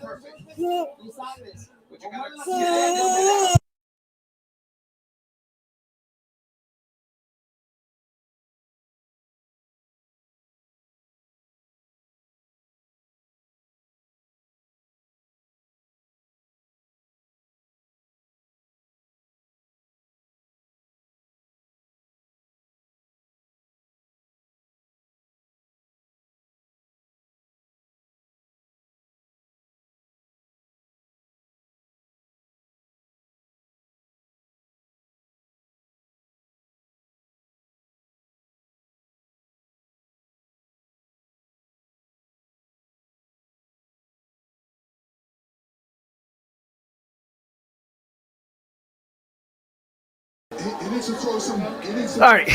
punches as well, not just be a headhunter right now. Let's go to Heidi Angelo. Heidi. Joe, what did you say to Chris going into this round? Well, I told him, I said, look, he gave up, Andy gave up some ground on us last round. And when he gives you that ground, we got to take it and see what happens. We got to give him a little inside work as well. We're going to box him nice, but, Andy got hip to our right hands.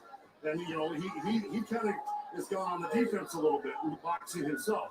So I'm telling Chris, use the rhythm, get some head movement up and down with your style, and try to get on the inside and get something done in close.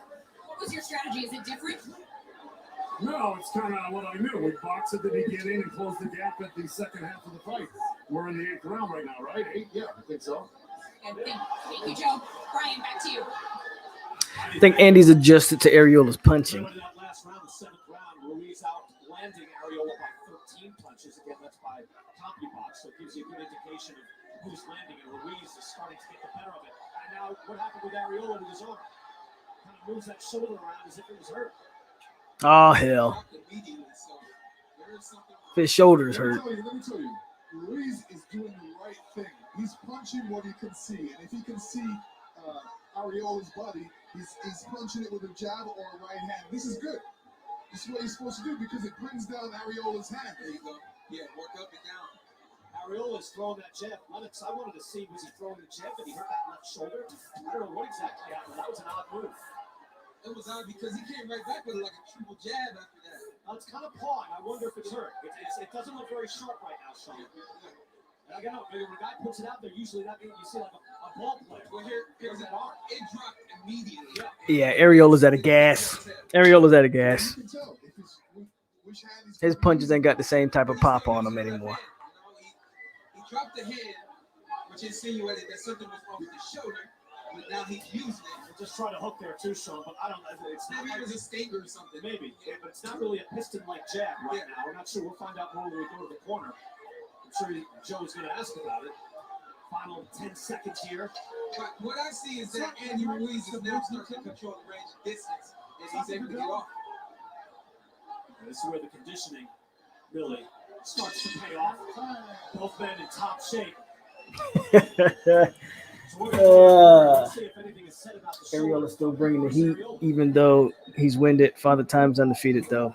Absolutely, Wayne. Areola's still in this fight, but he looked like he might have hurt his shoulder or something. It's bedtime for somebody. He need to go to bed. What you doing back there? You've got to listen to me, Chris. You've got to use that short. All right, so let's watch what happened here exactly. I heard Joe mention it. So he got hit there. He hit me in my wing. That's what he said. It came back. It just took it a second. But that's a different punch, though, huh, Lenny? Yeah, it is. From a heavyweight. It's almost like a dead. That was a nice punch from Areola right there. Even though he got hit. It's a different delivery because it's coming from a heavyweight. That part was a little different, huh? Yeah. All right, we'll figure that out. BK, I'm just a little secret. That's legal, and sometimes it's necessary. You take away the guy's arm, you might have something going on. Straight up. You can't A ninth round. I think Andy's winning the fight, but man, I feel like Areola might be a punch away, but I think Andy's adjusted well. I don't think Areola has the same amount of power on them punches that he had in the early round. I don't see how Andy won the third round when he was wobbled twice in that round, but whatever. Ruiz is winning the fight. I think that Ruiz is taking control of the fight, and I think that he's winning. All right, in round 7, Ruiz outlanded Areola by 13 shots in round 7. I'm surprised there. Yeah, I can't tell if Chris is slowing down, if Andy's picking it up, and his execution of his game plan is working now. Yeah, I think Andy Ruiz also realized, Sean, you can't just step to Areola, throw shots and overwhelm him. You know, he's just much too strong. He got the better of those exchanges in round 2 and 3. Now that Ruiz is a little more patient. I do like what Andy's doing right now, though. He's tightened up. He's gotten smarter. Before, early in the fight, I thought he had the right pace, and I think now he's got to pick it up. Yeah, he's hitting his shots now. He is 40 years old. Can keep his engine running. Listen, this is championship rounds. He's got to suck it up. Well, you can want to all you want. That's right, but I got he is 40. Another exchange there by Ruiz. Ruiz coming in outstanding condition. 256 pounds. Even lighter than he was, 12 pounds lighter than he was when he won the title from Anthony Joshua at Madison Square Garden. And that's going to serve him well here in these last couple of rounds. I got a feeling Andy's trying to put Chris to sleep with the jab to the body, and then he's going to bring the overhand right over the top. Stop, my brain. Step out of it. Well, Areola has been beaten down in his career, but it's rare to see him just starched. Even Deontay Wilder wasn't able to do that to him. He got stopped, but he wasn't dropped. So he is a rugged man. There's no question. Yeah, I think if anything, Andy, he expected to win this fight, but he knew it would be a tough fight and a long night. He got the early wake-up call, that's for sure. I agree. Areola arthritis acting up. Random. Best high school game I ever participated. As a coach, was Mainland versus Lakeland, 2005. Them boys was loaded. Exchange there. Combination for Ruiz. Ruiz is very good with the jab right-hand hook. Yeah, man, them Lakeland teams, that's when I was in high school, 05. Them Lakeland teams were loaded.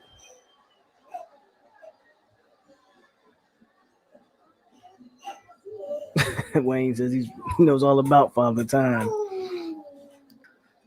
right hand right there to the body. looking. deposits, You looking? it will pay off. And at the hook, that's just speed. We don't say it's in slow motion right there. You want a box? All that is speed. 1, 2, 3. I believe you do. Can you be a boxing mom? 1, 2, 3. That's his go-to. I don't think you could. Absolutely. That's his favorite combination. What you say? Andy Ruiz is a very Come on, man, chill out.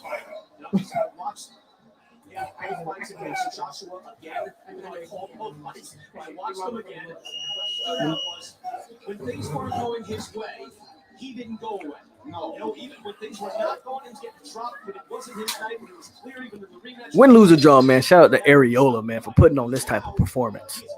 I don't care what anybody says. Man came out here and did exactly what I said he was going to do. I said he going to put up a fight tonight. I did not see him putting Andy Ruiz on the ground, but he put up a fight like I thought. Ariel's a tough dude, always has been. That was a big shot. Big hook by Ruiz. No question, Sean. He had to wonder, hey, what's going on here? Who's this guy in front of me? This is Chris Arreola beating me up. Yeah, but Arreola shook that shoulder again, so he must have heard it again. And not quite the same. The jab is light and sharp. You see, it's kind of pulling out there. It's not badly injured, but it's not quite the same. Ooh, all right. Andy got it. Andy in his bag right now. Andy doing his thing. And then he's trying to punch one over the top or straight in the middle. And his hook comes right off that right hand, Lennox. It is effortless. Comes bang right over the top as the right hand is still being thrown. Joe, I tell Chris, stay in this fight, stay focused. Don't go back to your old self, just eating punches and trying to live your own. Stay responsible defensively and keep trying to work that jab for those 1-2 and land another hard shot again. That was another good right hand by Ruiz to the body. Now, Sean, I agree with you, right?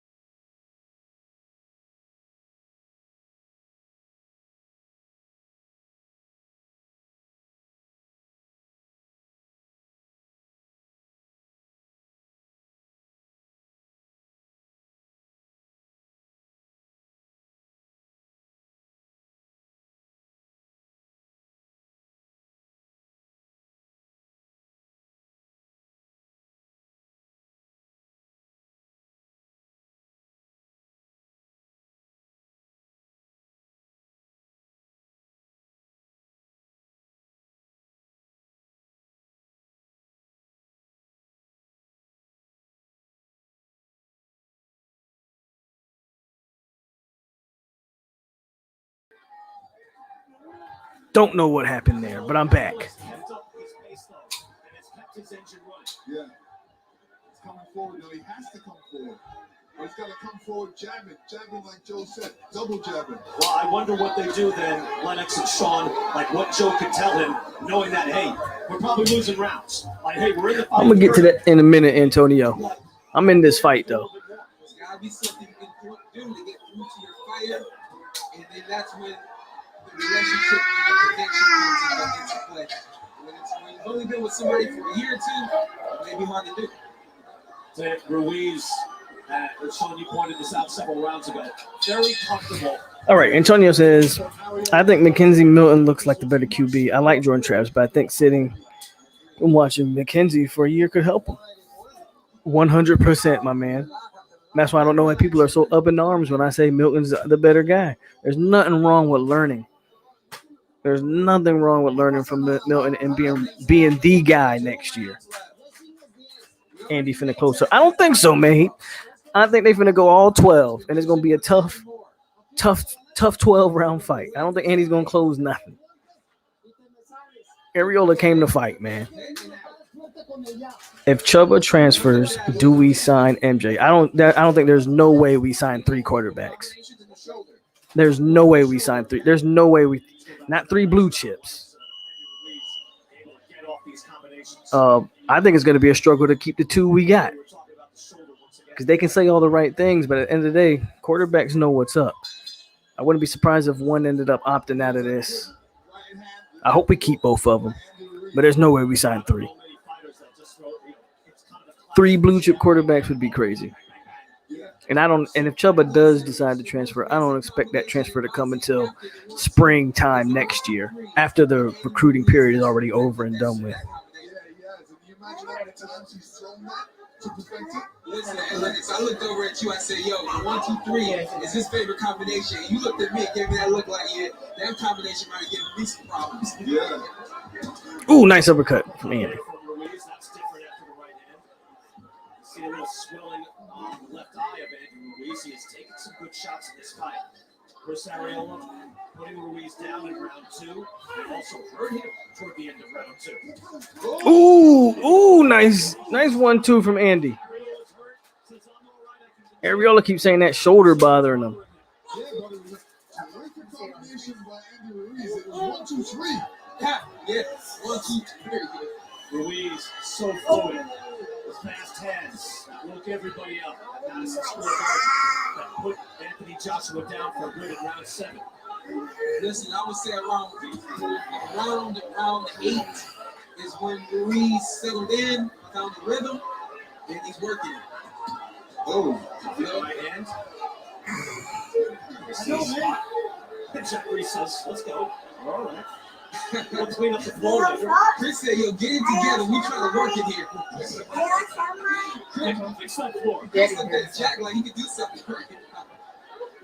Arreola continues to try, moving forward. Misses that right hand.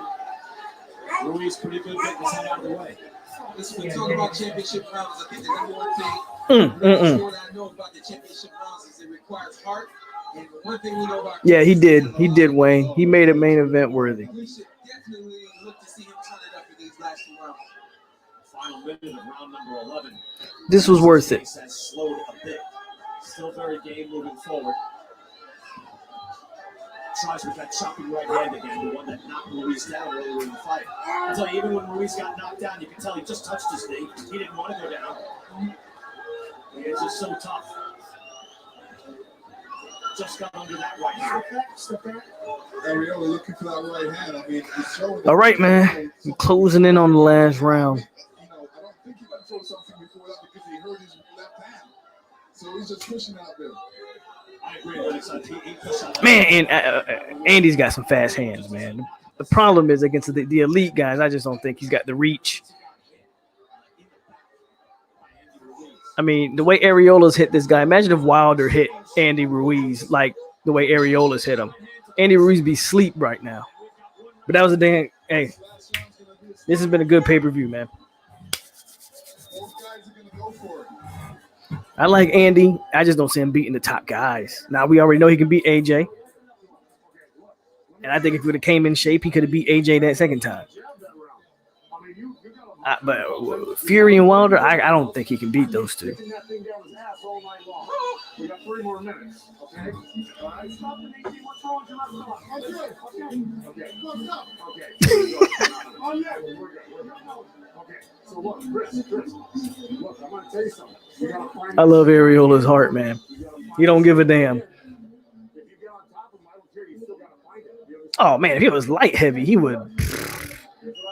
Jay Blast, Ruiz and Ortiz is a damn good fight. That's a good fight. That should be Ruiz's next fight. That's a damn good fight. I would love to see that fight. Because Ortiz can box his ass off.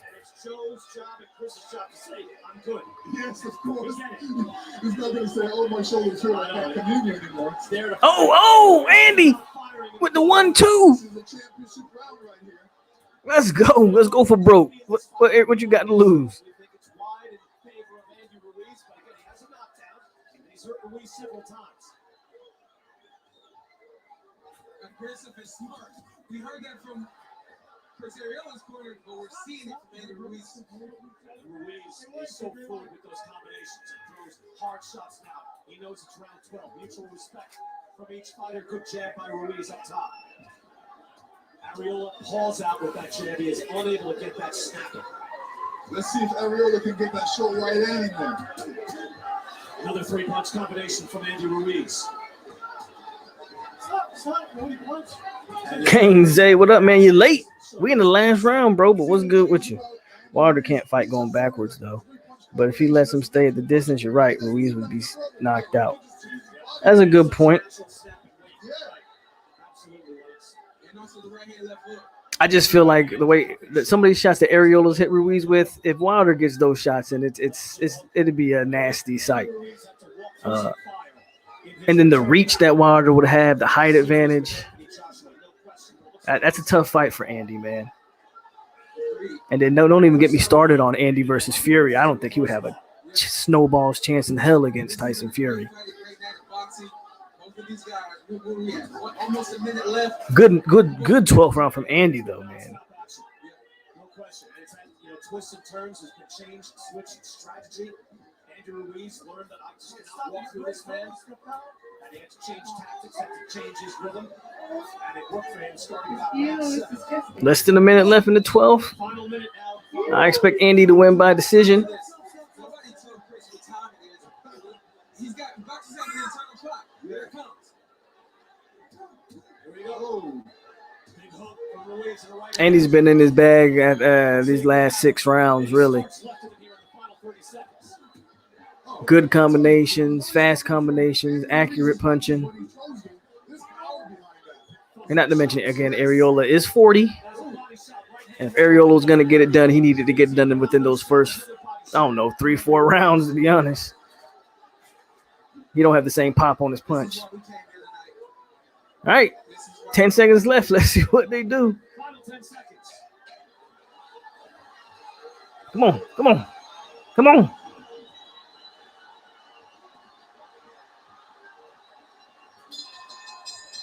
That was a good fight.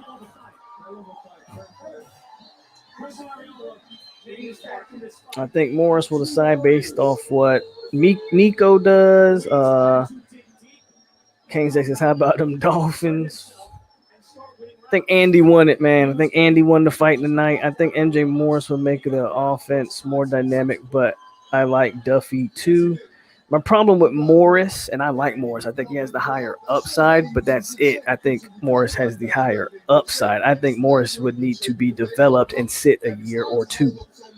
Polk, this is one camp with Eddie Reynosa. Andy would get better, bro. Canelo can't. I agree. Why you took off your dinosaurs? You did. Against a 40-year-old guy. Yeah, that's what I was gonna say. Andy, we're pretty sure you won this fight, but go take a look at this and learn where you got hit, how you got hit, and make those corrections. Andy's not happy. I think he knows he won, but he's not. That's not the showing that he wanted. He always said he's not where he wants to be. So there's a lot more improvement to be. And I agree. Andy should be a little bit disappointed. He got touched up. He hit the floor, even though he didn't really hit the floor. He had to take a knee. Got wobbled like twice. Look, Andy's trying to get back to heavyweight contention. Going blow for blow with a 40-year-old isn't the way to do it. But shout out to Arreola. Arreola's my guy, man. He's not a great fighter, but he's a tough dude. And for a 40-year-old who everybody didn't think had a chance, I thought he showed up and showed out. You see the total punches landed. Andy Ruiz, 161. Arreola, 109. Drew more punches. See, Kane's he happy with the Dolphins. Maiden Day, he ain't feeling it. The polar opposite, the yin and the yang. Kane's and Miami and Maiden Day.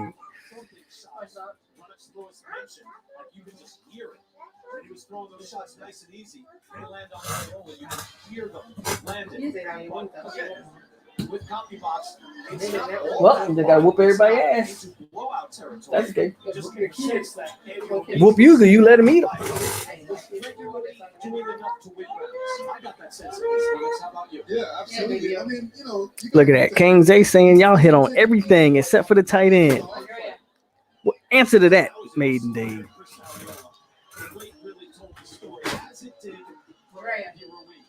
So interesting to get the decision. Let's get it right now. Here now, Jimmy Lennon Jr. They're going to give it to Andy, but Arreola should be nothing to be ashamed of. Arreola put on a fight. Here are the score totals. Jimmy ringside, Zachary Young scores about 117 to 110.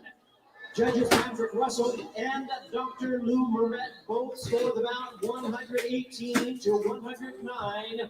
All three in favor of the winner of the WBA Heavyweight World Title Eliminator, Andy the Destroyer Ruiz. Good fight, man. Good fight. I think the crowd is booing Andy. Well, it's like half and half. Because I hear some boos in there. But that's because they know Areola put up a fight. Absolutely. You know, they're both warriors and both throw some tremendous shots in there. Both wanted to win the fight. Take my hat off to that 40-year-old. Hey, he did, but guess what? No one thought that Areola would even be in that fight, man. Areola put up a fight, bro. Was so widely in favor of Chris Arreola. Big exchanges in round 3. I didn't expect him to get to Ruiz to hit the deck. Let's go back through this fight. And early on, fireworks Sean Porter in round 2. Amazing, man. I didn't expect this to happen. Right here. He touches the canvas. That is a knockdown. Jack Reese was in the ring when I fought. And right here, I thought Areola should have jumped on Andy. Almost went down right there. I just had that. PSD right there. Andy came back in that second part of that fight, though, and he definitely outboxed him. Getting caught, but overhand. Definitely outboxed him. Here he comes back with his own left hook. And there's that wing punch that affected Chris Arreola's arm. Left arm. That's what changed it. I think Ortiz will get in there with him. Ortiz is another 40-year-old that'll get in there with Areola. I think Ortiz would handle Areola, though. He's a but Areola will put on a good fight. But I think Ruiz and Ortiz would be a damn good fight. Mexican versus Cuban. I agree with you, Maiden Dade. Ruiz is going to grow from that. Thank you very much, Brian. It certainly was rugged all the way. Andy Ruiz, you said you Going to hear these interviews, and then we'll be done for the night, fellas. But let's see what Ruiz talking about. You know, Chris Arreola, he's a veteran. He's a hard puncher, and you know, we did what we had to do. We won the victory, but remember, I was low to the lowest, and I have to come back to the ladders. Yeah, keep going, bro. It's all good. Yeah, they booing Andy out there in his hometown. They booing, bro. It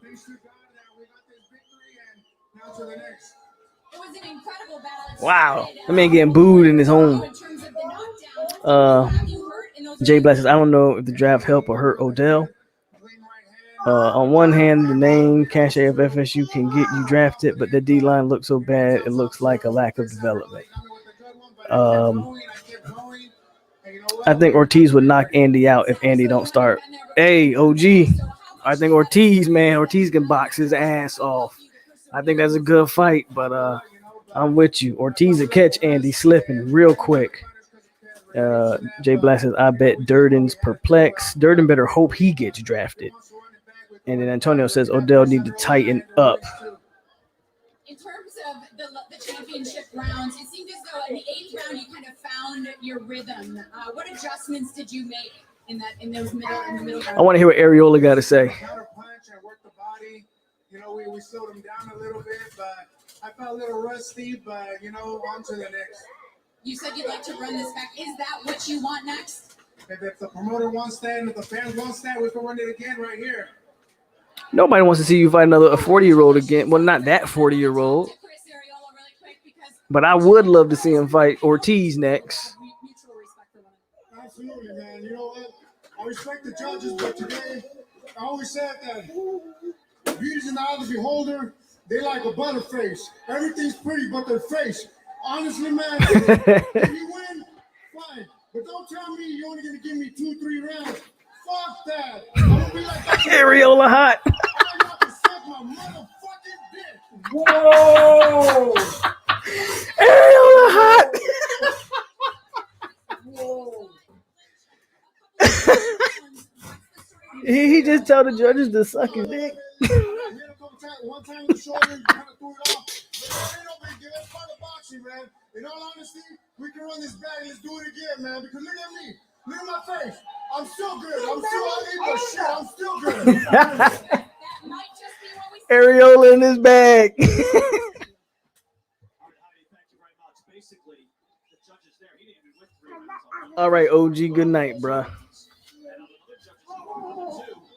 He actually won just 1 round. Shout out to Areola for that. That was a great post-fight interview.